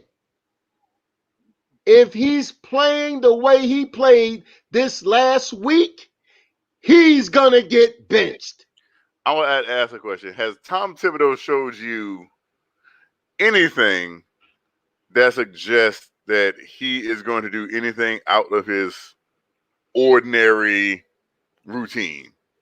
I don't look to you. He has an ordinary routine. To me, he doesn't. To me, he manages the game the way that he sees fit. I don't see nothing. Only thing I seen diminishing is Peyton's minutes. I would say this, Kev. I would say that as we approach the last couple games of the season, last couple weeks of the season, I did see Tibbs' willingness to adjust the second squad rotation, especially when Brooks came back. So trying to get these guys into different skill sets, and he changed up the lineup in a couple ways to where at some point you had Rose and Brooks on the court at the same time. When you bring Quickley in, who's on the court, when does Randle go off the court, when does RJ come on the court? So I saw a willingness for him to make adjustments in the second squad. But to your point, that starting lineup has always been the starting lineup unless somebody was hurt. And when somebody gets hurt, that's when he makes adjustments. That's all I'm saying is I sat here and I watched the whole season of Tom Thibodeau coach, and you're not going to sit here and tell me that at the very end he's going to all of a sudden change up. I think in the playoffs, I say again, if Peyton is playing the way he played this last week and Frank trending in the way that he was playing, he's not going to have any reason to keep Peyton in that lineup. What reason did he have to keep him in the lineup during the regular season? He's not going to go down with the Titanic. What reason? Hold on, Rob. What reason did Tom Thibodeau have to keep him in the starting lineup during the regular season? Because they kept on winning. But in the series, I don't think he's going to do that. This is just my personal observation. If Peyton plays the way he did this last week, Peyton will not be in the starting lineup in the playoffs. He will get benched somewhere during the playoffs. I think that this game one, is going to determine the trajectory of the team moving forward. Game one is going to be the telling sign of who does what and who had. And I'm sure Tom Thibodeau's had these conversations in the locker room, at practice, in film study, or whatever the case would be. So when you get on the court, you're going to have to show and prove. That's right, Kev, because guess what? The elf will be on the shelf if he does what he does that last week of the season. There's no way, there's no place for him on the team after that. He will be on the shelf. They will not sacrifice the game for Peyton. Hurting the team like that. And Frank was starting to play well. You can see it. Frank and Obi started to play well near the last 3 weeks of the season. And I feel as though he's getting a little bit more minutes. Obi getting a little bit more minutes. Why not move Frank out of there in the playoffs? If this man can play well, do it. And I think that Tibbs will do it. I think to Rob's point, I believe that if Frank brings whatever element that Rob see under Rob, if Frank brings whatever element that Tibbs sees in Peyton, then there's a very good chance that he could get shuffled along. I don't know because Tibbs, whenever Tibbs has an interview, and I just watched one today. It was taped during a media day at practice, and Tibbs was asked a question: why do you continuously start Peyton at point guard in the starting five? Why? And Tibbs' response was, Peyton brings things to the team other than scoring. It's a value to the team, and that's why he's in the starting lineup. Now, I don't know. I don't expect for Tibbs to come up there and say, "Well, yeah, Peyton's struggling right now," or blah blah blah. You're not going to do that. That's your starting point guard, so you don't want to do anything that's going to affect his confidence level, as fragile as it is right now. Because I mean, the eye test. The eye test tells you that Peyton is not the answer to the question right now, not even almost. But whatever that thing is that Tibbs likes to see from Peyton, if somebody else on the team can produce that, then yeah, I think that Tibbs might be willing to move on. You know what I'm saying? But obviously, I don't know what it is. I mean, I watched the game. I watched the game within the game. I watched the game to the point where I'm just sitting here, and as long as the camera stays on Elfrid Payton, that's what I'm watching, just to see what he does, so I can understand, what is this special thing that he had. I mean, I don't want to say that Peyton got pitches or something like that, but I'm trying to figure out what is the special thing that he does that keeps him on the floor. I don't know. I really don't. But Tibbs don't either. But he can't just say, "Well, he sucked," and I don't. I think what I think it is, Rob. Though realistically, I think Tibbs values Rose with the second unit more than he does what Peyton is doing in the first unit, because the second unit legit is bringing. That's where we get. That's our firepower. When Rose comes in with that second unit, that's when we start to score points. If we're behind, that's when you got to ramp it up, and the pace picks up. Guys are out there doing their thing, and we're able to score. Whereas when you got the starting five out there, that's more of that slow down, half court. Let me see if I can, get the ball to Julius, clear out the left side so we can back somebody down, shoot a fadeaway, or take them to the hole, or whatever the case may be. But I think the value of Rose with that second team outweighs the fact that Elfrid Payton is still the starter. Now, the only person that I can see right now, this minute, right now, me sitting here talking to you, that could potentially replace Elfrid Payton in that starting role would be Alec Burks. Because Rose is not going to start. I don't care. And I understand, I understand people clamoring for Rose to start, whatever the case may be. But for the facts that I just laid out, Rose is not going to be a starter. Not on this team. Not right now. You just can't start Rose for the simple fact that once he get out the game, you ain't getting nothing back. Exactly. You have no place to go. So whoever is that starting point guard with that starting five, they figure that Randle, with his offense and whatever's going on, can hold it down long enough till we bring Rose and that rotation in. I believe that is the mindset there, and it's been working. And we all know that Peyton's minutes have diminished. What he's playing right now, 12 minutes, 12, 13, 15 minutes a game? Yeah. Who's better right now to you, Frank or the Elf? For a point guard? Yeah, right now. I have not seen enough of Frank to make that determination. Frank had a couple good games. He is his trajectory says that he's improving based on the last couple of games that he's played.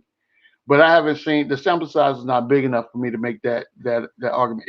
As bad as Elfrid Payton is right now, I cannot legit sit here and tell you that I would take Frank and put him in that spot.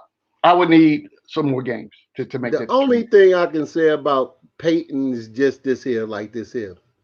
This is the only positive thing I can pretty much say about Peyton, because I'm not the one to cuss him out and do all of that. But the only thing positive I can say about Elfrid Payton is this here. He's not scared. That I agree.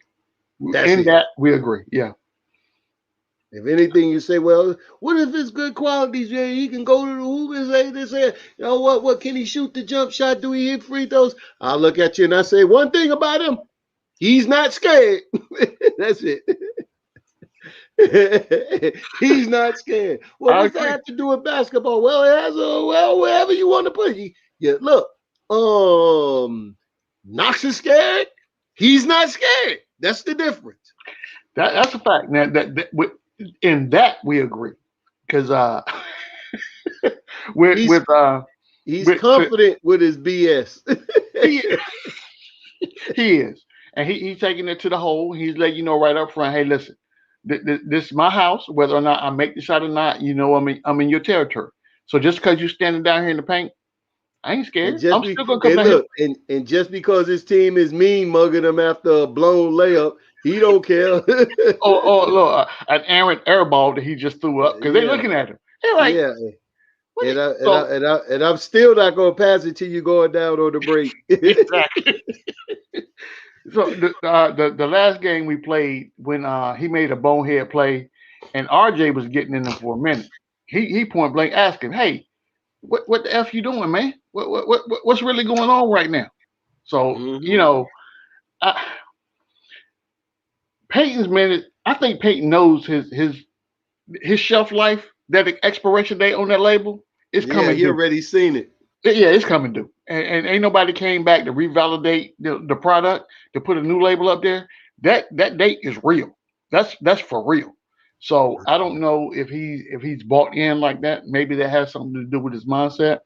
But again, I believe that Tom Thibodeau, game 1 on Sunday, depending on how Mr. Payton plays, a determination is going to be made as to if he continues that role or if there's another option. And right now, as the roster is currently constructed, with who's there, the only person I see replacing him will be Alec Burks at this point in time. I still see, and then you would have Frank coming off the bench and getting Burks' minutes on that second squad. Yeah, I don't want to. Yeah, I'm saying and like I said, it's all predicated on if he played like he played the last week of the season. Yeah, that's not going to be tolerated in the playoffs. You can't tolerate that because not only like it's consecutive, and it's just like you just left off on this and you got a week off and you coming back with this again. Now something else is going on with you. We can't allow you to be doing this. And you know, somebody told me the other day that we're happy to be in the stadium. You know, we talked about one time before that during timeouts or when Peyton is on the sideline, he sits way away from the whole team. He's like down there by the bike or someplace. He's not even with the team. He was but no, they seen him squished in now on the bench the last week. No, the last couple games he back to them old habits. He back down there. Back? Yeah, he back to doing what he was doing. He seriously social distancing right now from his own teammates to the point he almost down there with the coaches, with the trainers, and with the concession people eating popcorn and down there with security. Yeah, yeah, that's where he is, Rob. So you know, and you know the coach can't be happy with that. So you know, and I don't know, man. I'm just saying, I will be watching game 1. Specifically to figure out what are we doing with the starting point guard position, because to your point, we can't just keep going down this road. The definition of insanity is doing the same thing over and over again and expecting a different outcome. That's not going to happen. So let me ask you this, because it opens up a situation where if Alec Burks starts getting point guard minutes, that means you have to place somebody in that small forward role off the bench, because Alec Burks will be in that point guard rotation. So now what do you do for these small forward minutes? So as currently constructed right now, the second team is Derrick Rose, Obi Toppin, Taj Gibson, Alec Burks. Who am I missing? I'm missing somebody. Quickly. Yeah, you missing Quickly. So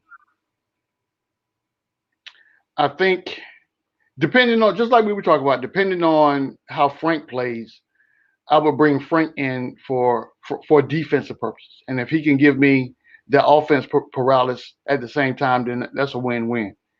I mean, and that's just based on the results that Frank has put forward in the last couple games. Because Burt came out kind of suspect in that last time he had the ball. We had to rush Rose back in there on his head. we did, but I think to that point, I would, based on who would you rather have? Wasn't Burt coming off the ankle though? Wasn't Burt? He was coming off the injury. He was coming. That was his first game back off the injury. So same thing with Quickley, right? I think Quickley came back. He told the coach, "Yeah, coach, I'm ready." Came back. Coach was like, "You're not ready. Why did you tell me you're ready? You're not. So come over here and sit next to me because you lied to me. So we're not gonna play you right now. We're gonna let something else go on." But who would you rather have on the court at the point guard position, based on what you know about the potential that Alec Burke can give you, and then the productivity that you're getting from one Mr. Elfrid Payton, if you had to pick? Because I'm not giving you Rose to start. That's not gonna happen. No, you don't. But I don't like Burke in there early in that starting lineup like that. I don't like that early. I like it like after the game flowed and then everybody tied down a little bit in the fourth, second, and third and fourth quarter. I don't like him in there from the start. Everybody fresh. Is a lot more pressure on him, and I think that will wear on his shot. I think he can pick up that as the game flows. But like I said, I would go like if once again, if Peyton is playing that way like that, because one thing that I do know, Frank will not. Frank will pass the ball up first and then go wait in the corner before he started doing ill-advised dumb stuff. Right. You know, but you can't take that out of Peyton because he's going to do it regardless. And then his jump shot is so not there, you know, and when his floater is not working, it gets worse. Yeah. You know, it gets worse. Yeah. You know, so like I said, I would go with Frank passing the ball around and let RJ and Playmake and let Randle Playmake and put him in the corner. Because one thing Frank is not going to be doing, he's not going to be consistently turning the ball over and consistently taking bad shots. I don't know, man. Frank is scary, bro. I was about to say that. I ain't gonna lie to you. I think that. Look, I'm not judging him. I'm judging him just like I look at Obi now. I think the light bulb finally went off, and that's Hoodie Kev, you want to be in the number one spot? Hoodie Kev, you want to be in the spot right here? I think one day, Hoodie Kev. I think when the light bulb goes off for a player, it's that day. Then from that day going forward, it's fine. They're fine. So I think I'm okay with. I would be more comfortable myself, me personally. I would be more comfortable having Burks in that situation and then Frank coming in filling his spot on the second roster than having Frank play the point. I just would. That's just me. That's just the feeling I got. Frank Ntilikina is not a point guard, bro. Right, and yeah, that's that part too. So yeah, Frank. And then if Burks is fortunate enough to be able to get his game off in that first half, that takes that pressure off of Julius. So if Burks is knocking down the shot, you can't go double Julius now. You can't do that. Or I'm gonna burn you from this position right here. If Bullock is knocking down shots, you can't double Julius. So it kind of it spreads the floor. I think the fortunate thing that y'all mentioned, and maybe we overlooked it, is y'all named a bunch of ball handlers, man. We have a surplus, and teams generally don't have that many primary ball handlers on a squad, man. So you have Rafael Diaz. What's up? Yeah, what's good, Rafael? And so we have Berkeley, Rose, Bullock, Peyton, Frank, Julius Randle, RJ Barrett. We have a bunch of guys that can handle it. If we're just talking about say a contingency plan in case Elfrid Payton is the elf of Elf Street, then I understand where Rob is coming from with Frank. right? But I don't see him as the primary ball handler.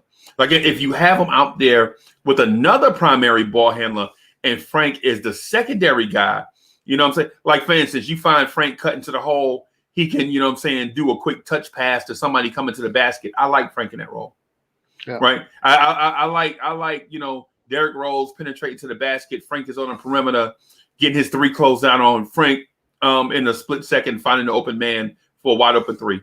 I like Frank in that role, but I don't like Frank with 7 seconds left on the shot clock trying to create a shot for himself or somebody else.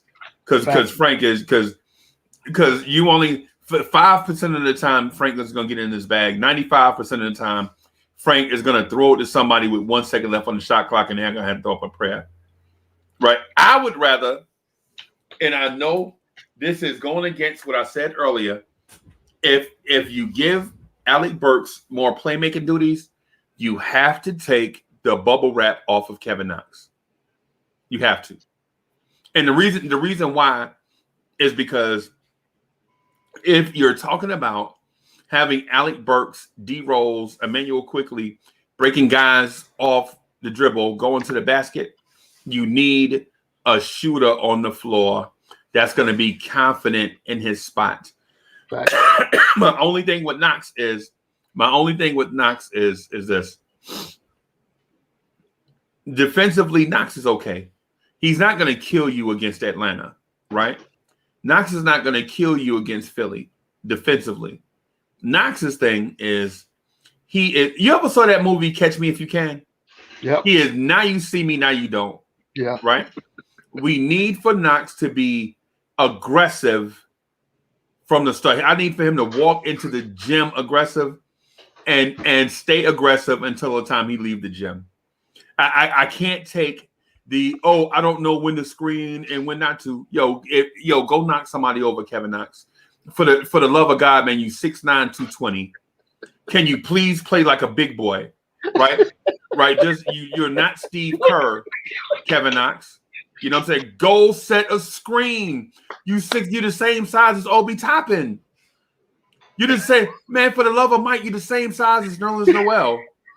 Be physical, Kevin Knox. There you go. You know what I'm saying? Play big boy ball. Don't be now you see, oh, I'm only a shooter. No, Kevin Knox. You got to be. Hold on. Give me that voice one more time. How we sound? I'm only a shooter. Kevin Knox, come on, bro. You 6'9", 220. Come on, man. You the same size as Bam Adebayo. For the love of God, what are you doing, Kevin Knox? Oh my God. I mean, what are you doing, Kevin Knox? You're the same size as Nerlens Noel. Nerlens Noel may have an inch on you, but you have longer arms. Come on, Kevin Knox. Oh man. Go screen somebody. Stop playing like a guard and play like a forward. You know what I'm saying? If you afraid to get bruises and stuff, get up like Melo. Put all these sleeves on your arms and wear these rubber bands and these tapes on your hands and these goggles on your face and all of that stuff. Goggles? You want to give them some shoulder pads. Shoulder pads, mouthpiece. When did Melo wear goggles? Hey man. Hey Kev, the cup came in. See that? Oh. It is. That's very bold. Nice. I wasn't thinking it was going to be as bold as that. I like that. That's nice. Is that a blue handle? Yes, it's a blue handle. Notice the cup is orange and blue. That's what I'm talking about. Yeah, so if Alec Burks is going to take I'm just letting you know, you bring that to Atlanta, it might end up missing. Yeah. I don't know whose bag is going to go into. Right. It's going to go into the Kevin Knox bag. I mean, so Kev, I'm not trying to rekindle a Kevin Knox debate because I don't want to talk about a dude that don't play, right? But in this scenario where we suggest Alec Burks should get minutes at point, then we have to think about, well, who's going to play small forward on the second unit? Because Alec Burks was playing small forward on the second unit, and if you take him out of that role, you have to replace it. That's fine. Right? So now if we're talking about reducing Elfrid Payton's minutes, are we talking about taking him out of the rotation or still having him be available. Now, if I ain't gonna lie to you, if we're down 3-0 to Atlanta, and Elfrid Payton hadn't given you anything, I'm open to experimenting with the lineup. If we're down 3-0, I'm gonna be very upset because that means that I broke something at State Farm Arena. Right. No, that means you're the bad luck charm. That means you are the bad luck charm. What? Like Cornerstone Kev went to a game. And we won 9 in a row, and Cornerstone Kev showed up with his big old head looking like CeeLo Green. And show up and we lose. Yeah. But wouldn't we have lost the 2 games before I had went to the game? Good point. If we down 3-0 and I hadn't been to the first 2 games, how am I the bad luck? Kev, listen. M&M's melt in your mouth, not in your hand. Don't be trying to play me. M&M's melt in your mouth, not in your hand. Don't be trying to play me like that. Talking about because you act like just because we lost 2 in a row, we're destined to lose 3 in a row. No. Ain't no team less than destined to lose 3 in a row. You said if we're down 3-0 or 0-3, I know what I said. That means you're the bad luck. But I'm like, no, not me. You are the bad luck charm. Yes, but how would I be the bad luck charm if we were already coming into the game down 0-2 and I only went to the 3rd game? Because M&M's melt in your mouth and not in your hand. Let's talk about Skittles then. No, because you're assuming that a team that lost 2 in a row is destined to lose 3 in a row. But how am I the bad luck charm, though? That's the thing about it. If we were already down 0-2. You were supposed to be bringing good luck, good vibes. Good vibes. You remember that song, Good Vibrations? Good vibration. You remember that song, Sun? They used to play that for the Sunkiss commercial. Yes, I was about to say that's Sunkiss commercial. Yeah. Yeah. Oh, Kev, come on, man. Sunkiss commercial. That was before Kev's time. I'm sure. Yeah. We used to. The orange drink. Yes, we used to recycle bottles. The commercial. You remember you could take the Sunkiss bottle to the thing, and they give you a dime, and you go to the gum machine and get you 2 pieces of gum out the gum machine. What year was this? Was I alive? Kev, yes, no, I don't know. No, I don't know. But the gumball machine used to be next to the cigarette machine.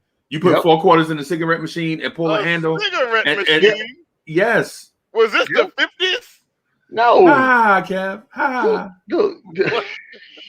This wasn't that long. Well, it might have been that long ago, but mind you, I was born when Michael Jackson had a Jerry curl. Really? You was born when Off the Wall was out? No, not even back then. No, not even back then. What? Okay, I was born. Class 86 in the building. I was born when the ball went under went under Bill Butler's legs. Wow, Kev. Wow. That was literally the same year I was born. Some of us were seniors in high school. Yeah. Wow. The year the ball went under Bill Butler's legs was the same year I was born. I remember a dude tried to sell me a 280ZX. You know what a 280ZX I know is? exactly what that is. I have a weird question. I know exactly what that is. A dude tried to sell a brown, and I think it was still called Datsun. I think it was still good. Yeah. And you all remember where y'all were when the Challenger blew up? Yeah. I was in school. Yep.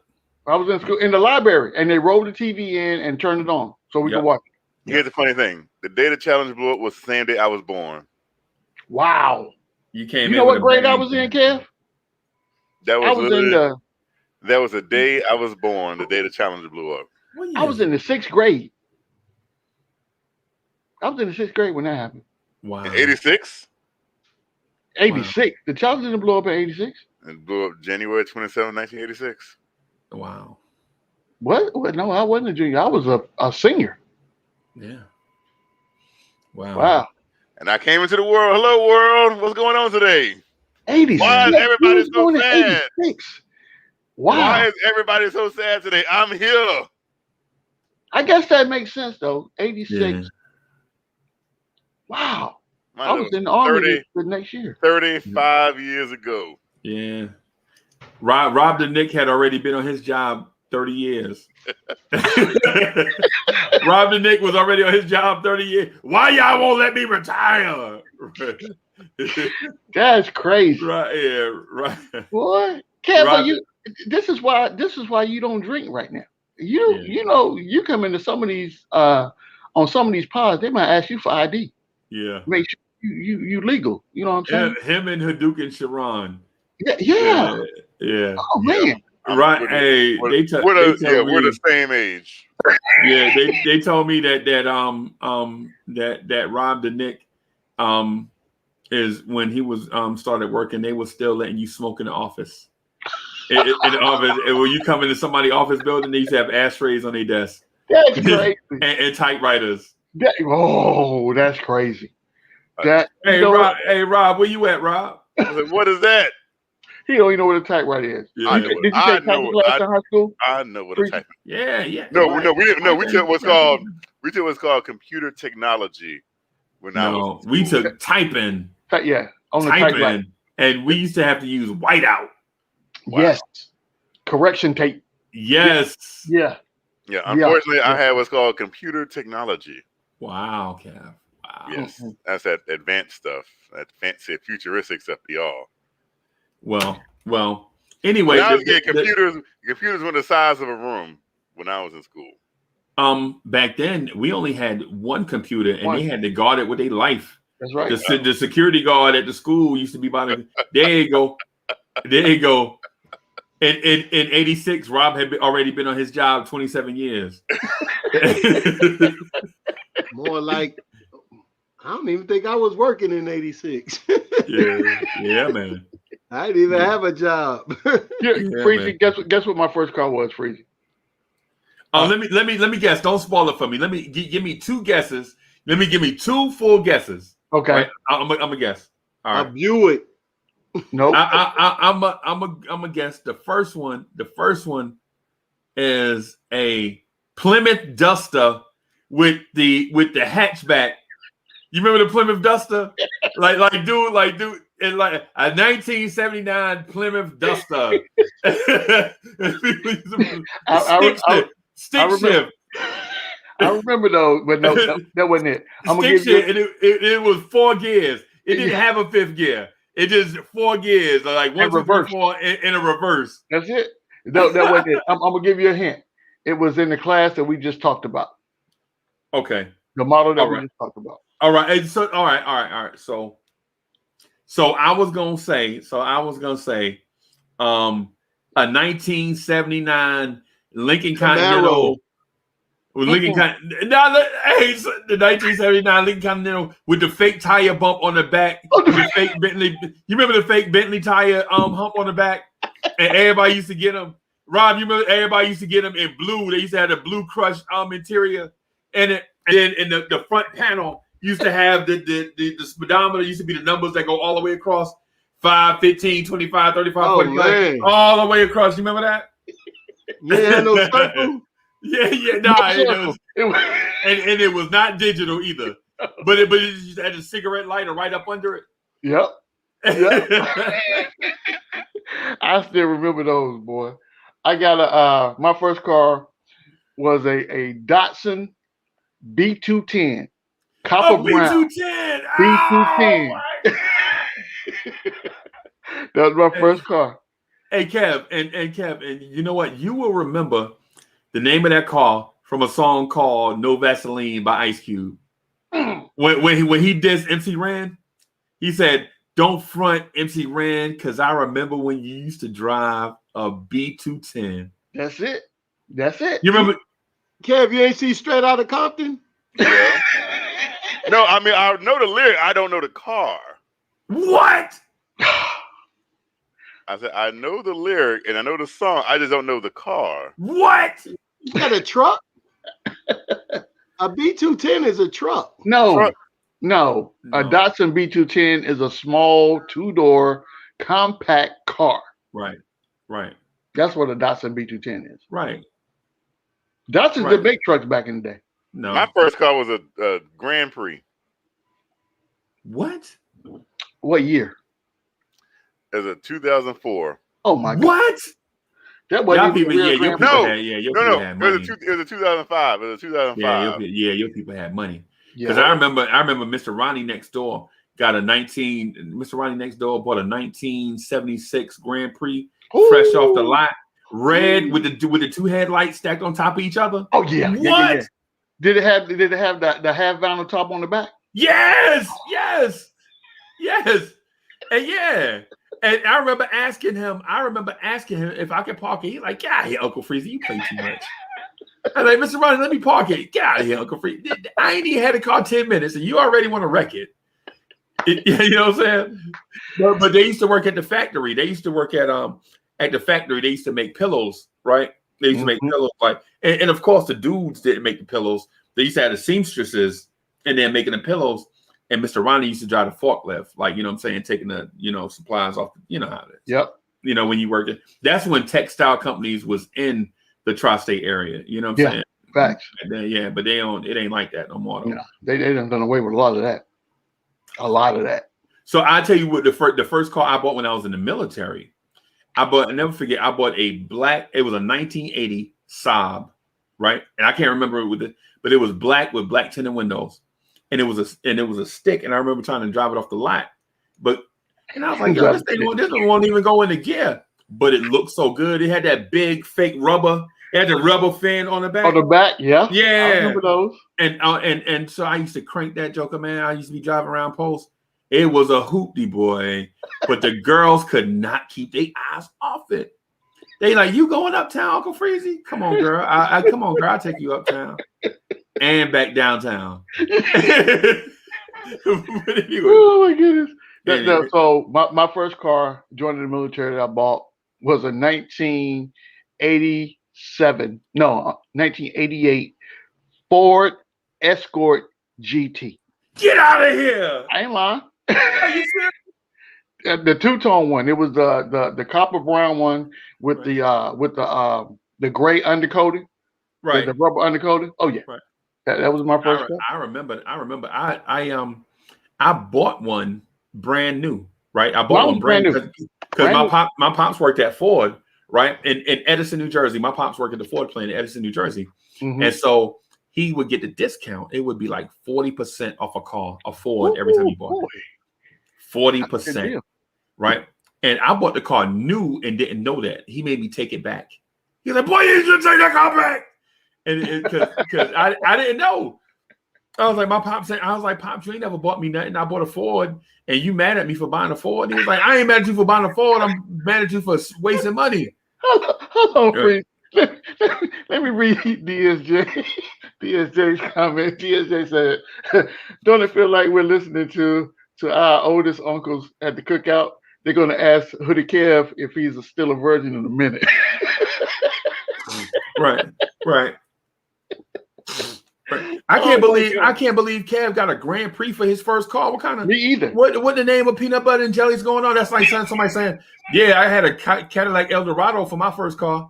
What? I got that car because I was in college. So my uncle bought me that car. I had to wait till my sophomore year in college to get a car because as a freshman, you couldn't drive. Right. I thought that was a B to the S. Right, that's some North Carolina stuff. Though. North Carolina, they do weird stuff in North Carolina.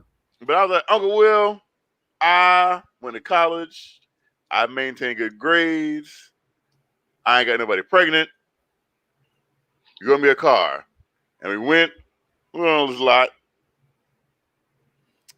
And I was looking around. I was like, I need something that suits me. And I saw this white, sleek 2005 Pontiac Grand Prix. And I got in it, and I saw the dashboard light up red, and I was like, ooh, it's red. This is... Wow. And I was like, I need this right here. I got this car in 2006. So that car was only a year old when I got it. So you got a brand new car. Your first car was a brand new car for all intents and purposes. Yes. Wow. Yeah. Hey, G-Man, what I told you. Yeah. I told you. I told you. You told me. You did. Wow. Right. Wow. And so I worked for that car. I worked hard for that car. I studied and was studious. I did not miss a day of school in 12 years. Really? Oh, man. I'm so proud of you. Went to school on senior skip day. Right. Isn't that what you're supposed to do? Is it? Yes. Is it? Because I wasn't the only one there. I mean, there was a few of us. Hey, G-Man, I ain't gonna lie. I had that same car that Kev got. I got a 2005 Pontiac Grand Prix. I bought it new because I had babies. I had 3 little babies. I never forget. I had a 2003 Durango, and I bought a 2005 Pontiac Grand Prix because I got a raise at work. And so what happened was me and my wife, we always had to take car seats out of, man, put a car seat in. So we got 2 cars, right? I got the same car Kev got, except the one I had was champagne. It was like a champagne color. And the reason why I never forget, because I'll never forget, when I got in it, the dude was like, oh, wait a minute, get out. I got out. And he gave me the remote and he hit auto start on it. What? And auto start, I was like, yo! I was like, wrap this up, B. Go ahead. Rob, I was like, go ahead and put this in the bag, bro. Yes, put this in the bag. And in 2005, I'll never forget, my car payment was, I think the car payment for it was like $281 a month. And I kept looking at Mocha like, I don't know how I'm gonna come up with $281. I ain't gonna lie, the car was $281. And we were so broke. We had so many bills. We were trying to do so many things, man. Oh, I remember them days. I remember the days back in the day. I was an E4. Didn't want to live in the barracks. So you know what we do. We go get with a couple of battle buddies and we say, hey, let's go ahead. And if we chip in, we can get this apartment right off post, you know what I'm saying? Right, so we can go ahead and do what we need to do. Ain't none of this cleaning the barracks and whatnot. So we did that. Right. So in my mind said, if a bill comes in the mail, as long as I don't open it, that means I don't have to pay. It'll get paid. It'll disappear. Man, my credit was so jacked up. Oh my God. That when I met my wife, she was like, let's go do this. I'm like, I can't do that. Yeah, she's like, well, listen, and look, remember them fly by night long places that used to be right outside the gate? Right off the post. You can walk to them. Yes. They used to stay getting my money. Well, look, mine too. Yeah, stay get. But I learned a valuable lesson. The lesson I learned is don't get advice from people that ain't never did nothing. Exactly. You know what I'm saying? Hey Kev, this is advice for everybody. And for people in the chat too. Yo, if somebody has never done it, don't get advice from them. Don't. Like I ain't gonna lie to you. Like people give me advice about YouTube channels all the time. And I look at their channel and they have like 37 subscribers. And I'm like, well, they're like, yeah, man, I got 37 subscribers. How long you had them? A year? Bro, you can't tell me nothing. You know what I'm saying? Not that I know everything, or not that I know everything, because I don't know diddly poo. I'm learning on the go, but bro, you got 37 subs and your channel been up for 2 years? Nah, bro. No. Yeah, you know. But then like Uncle Freezy, I promise you, it'll be lit. Nah, bro. Let me hang out with my people and we will grow organically, man. Yeah. We don't need it. Yo. Let me hang out with my people. Like for instance, like our OG. The first thing I want to do is get us a OG. Rob the Nick is our OG, right? So when stuff happened on the screen, I'm like, nah, we ain't ready to battle this out on the screen. What we gonna do is take this stuff behind the scenes and let Rob talk to him, let Rob holler at him, right? Mm-hmm. And it was like, man, and they used to be like, yo, I'm a grown man. You ain't gonna make me get on the phone with Rob the Nick. Okay, you want to bet? You want to bet? You want to come back on here? You gonna talk to Rob the Nick? You know what I'm saying? And after a while, it's like a switch. You know, it's like they had a switch or whatever. I'm like, yo, you gonna make me call Rob the Nick, man, and get Rob the Nick on the phone with you? They're like, nah, man, Uncle Freeze, I promise I'm good. I'm straight. And Rob the Nick don't even answer the phone for me no more. Rob the Nick got some kind of service. Answer the phone. Be screening my call. Like I be calling Rob the Nick, and then sitcom service come up. Like, if this is Uncle Freezy, press 1 or something. I'm like, come on, man. I just wanted to hear my man's voice. Yo, that's what happened. Let me tell you, I called Rob Nick, and they're like, please speak your name. I'm like, what? What? You screening my calls? And then I was like, Rob, it's me. Right. I'm like, Rob, and then it came Rob. back like, your voice is not recognized. Right. And it hung up. I'm like, what in the world? Come on. I'm like, come on, Rob, man. Really, man. I just called to hear your voice, man. Rob got the English chick with the English accent. You know, if this is Uncle Freezy, please press 1. I'm like, press why? I ain't pressing no buttons. I just want to talk. Man. Oh my god. And then Kev go text me with a link. What? Oh my god! Oh my god! Get my side hurt, boy. Y'all killing me. But that's the family. But that's the family though. Like legit. That's the family. Cause like we got a family that's unlike. Nah, that's that Robo thing I got. That Robo killer. Oh, okay. And then he called me right back like, I just had to see who it was. What you mean? What you mean, bro? It's me. Robo killer don't show no shame. Yeah, I see that. Yeah. I can verify that. Yes. Oh my goodness. If this is Uncle Freezy, please press 1. What? Like, you clearly already know it's me. Why do I got to go through all these? Why do I? I just want to ask him how you feel about Frank. Just let me. Hey, some days I'll be like, yo, just hurry up and send me the voicemail. Just send me the voicemail so I can just leave this message real quick. Just send me straight to voicemail. I don't even know the president that kind of phone security. Right. Hey, and then the thing is, hey, Rob, how many times a week you think I call you? I don't know. I gotta ask Robo Killer. Yeah, exactly. Hey, Kev, how many times a week you think I call Rob? I don't know. I try to call him at least twice. Right, I try to call him at least twice, like one time in the middle of the week and one time calling out the weekend.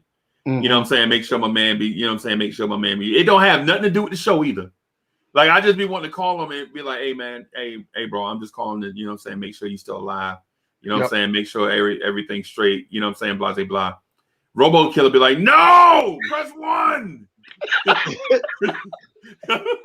Yeah, I ain't pressing nothing. So, yeah, oh, man. My goodness. A Robo Killer is a fool. Yeah, man. But the thing I was getting at is like dudes will be like, people are trying to give you advice, and I'll be like, nah, bro, not just for the channel, but because I consider like what we have like a family unit, even with the chat, even with the chat, I can consider all of us like a unit. You know what I'm saying? Like it's important for me to understand like how everybody feeling, you know what I'm saying, what everybody thinking, even before we get on the live stream. That's why when we get on the live stream and something happened, I don't be shocked because I already know how people be vibing.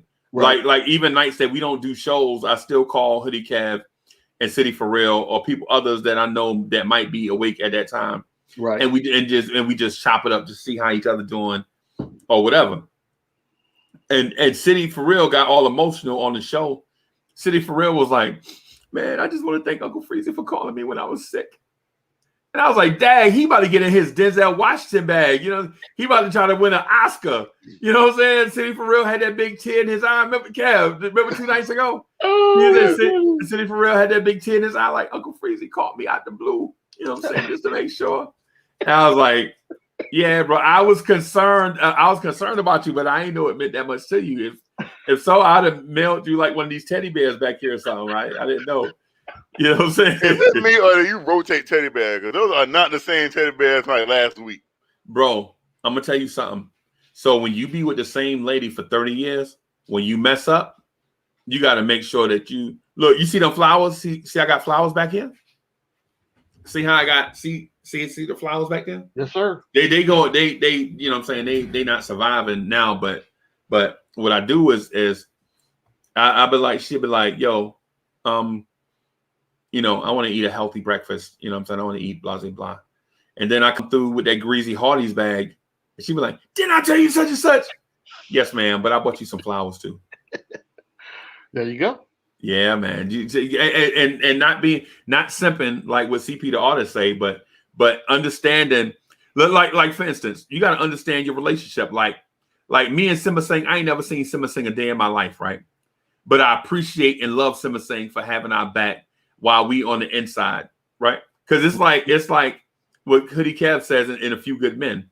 Like I can be Charlie Sheen or Tom Cruise or whoever that was. Tom Cruise. Tom Cruise, whoever. I could be Tom Cruise because Simba Singh will legit be what's the dude? Oliver Stone. Who was it? The guy. Jack Nicholson. Jack Nicklaus, the golfer? Or whoever. But I said Jack Nicholson. Yeah, okay, yeah. So because Simba Singh got our back. He like all the trolls coming in. He's slaying the trolls. Him and Bodega Wi-Fi and a whole host of others.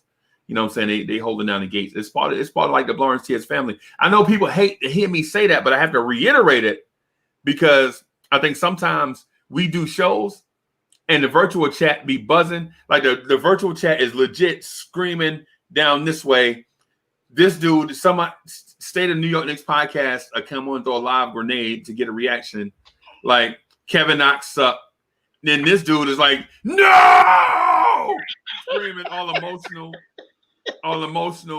getting there because and I'm like, yo, you know they throw the live grenade just to see you cut up. Meanwhile, the stream on the you know what I'm saying, this way is going on. Then City4Real is sick, taking pills about the size of your hand. And sometimes we just forget that there's people out there watching us. And I just want to let everybody know and remember that even though we get on here and we talk about all these 50,000 topics, we still love and respect the people that are in the virtual chat, like the Thessius Thomases.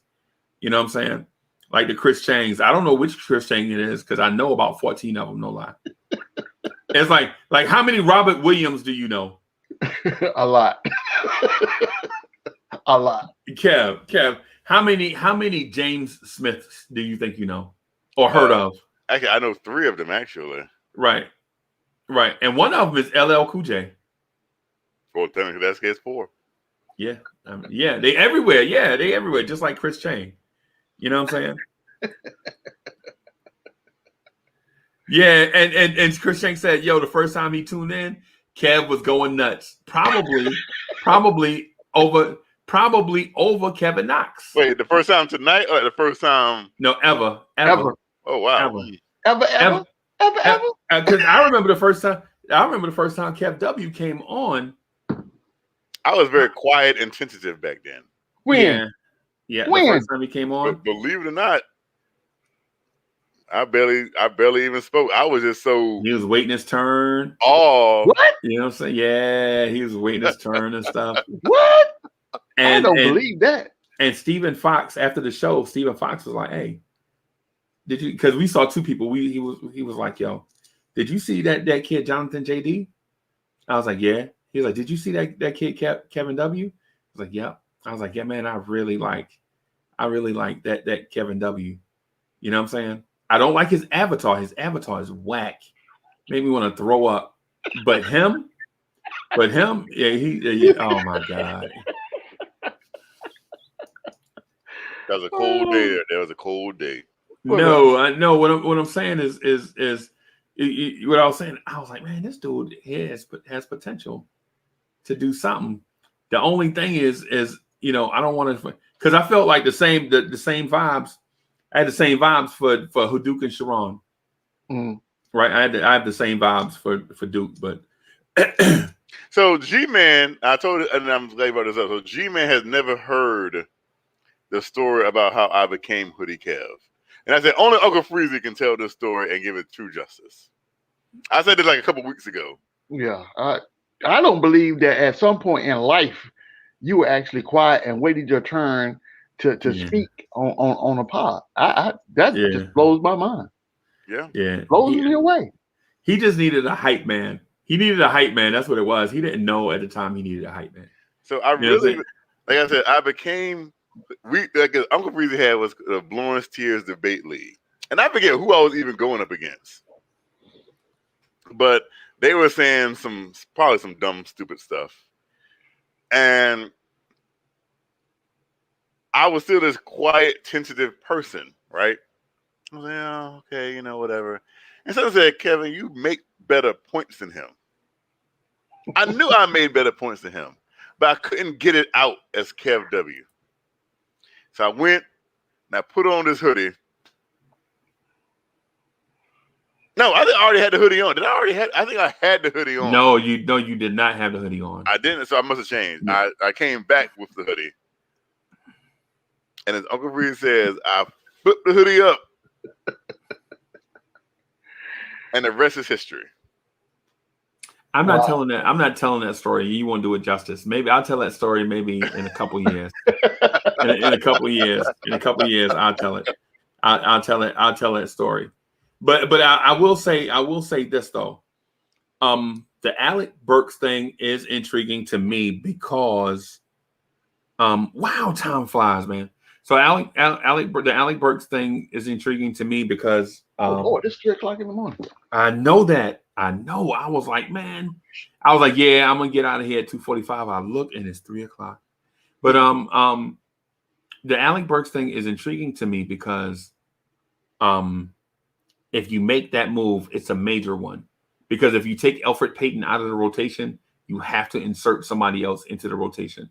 And if you insert Alec Burks into that point guard rotation, you have to replace what he does because Elfrid Payton won't be able to play the small forward position on the second unit. Right. And then you can't slide everybody down one spot because it defeats the purpose. You can't move Elfrid Payton to the point, Derrick Rose to the 2, Emmanuel Quickley to the 3. It defeats the purpose. Right. You know what I'm saying? So now you got to take Elfrid Payton out of the rotation. You got to give him legit somebody on that second unit. I don't know who, but Obi Toppin is already on that unit. Right? So you can't say, well, we'll put Obi at the 3, which would be weird. You got to put Kevin Knox in that rotation. And are you willing to give Kevin Knox 20 minutes? Because when Kevin Knox was playing before, the team was losing. Right? But you know what? They weren't. You know what? I'm sorry. Never mind. Kevin Knox is a loser, bro. When Kevin Knox was getting 20 minutes a game, the Knicks were losing. The Knicks were 2 games under 500. Right there. And people bring up these weird points like, well, Kevin Knox shut down Chris Middleton. No, he didn't. They bring up these weird points like Kevin Knox was shooting 45% from 3. No, he wasn't. Kevin Knox was leading the NBA in corner threes made. No, he wasn't. He was not. Kevin Knox was a decent NBA player, but let's not anoint him Prince Charles. Okay? Kevin Knox was a decent NBA player. He belonged on an NBA roster. He did certain things at passable levels, but he is not the second coming of anything, right? But given time, he will become something. Hey, y'all, I got to get back in the chat, man. I'll be.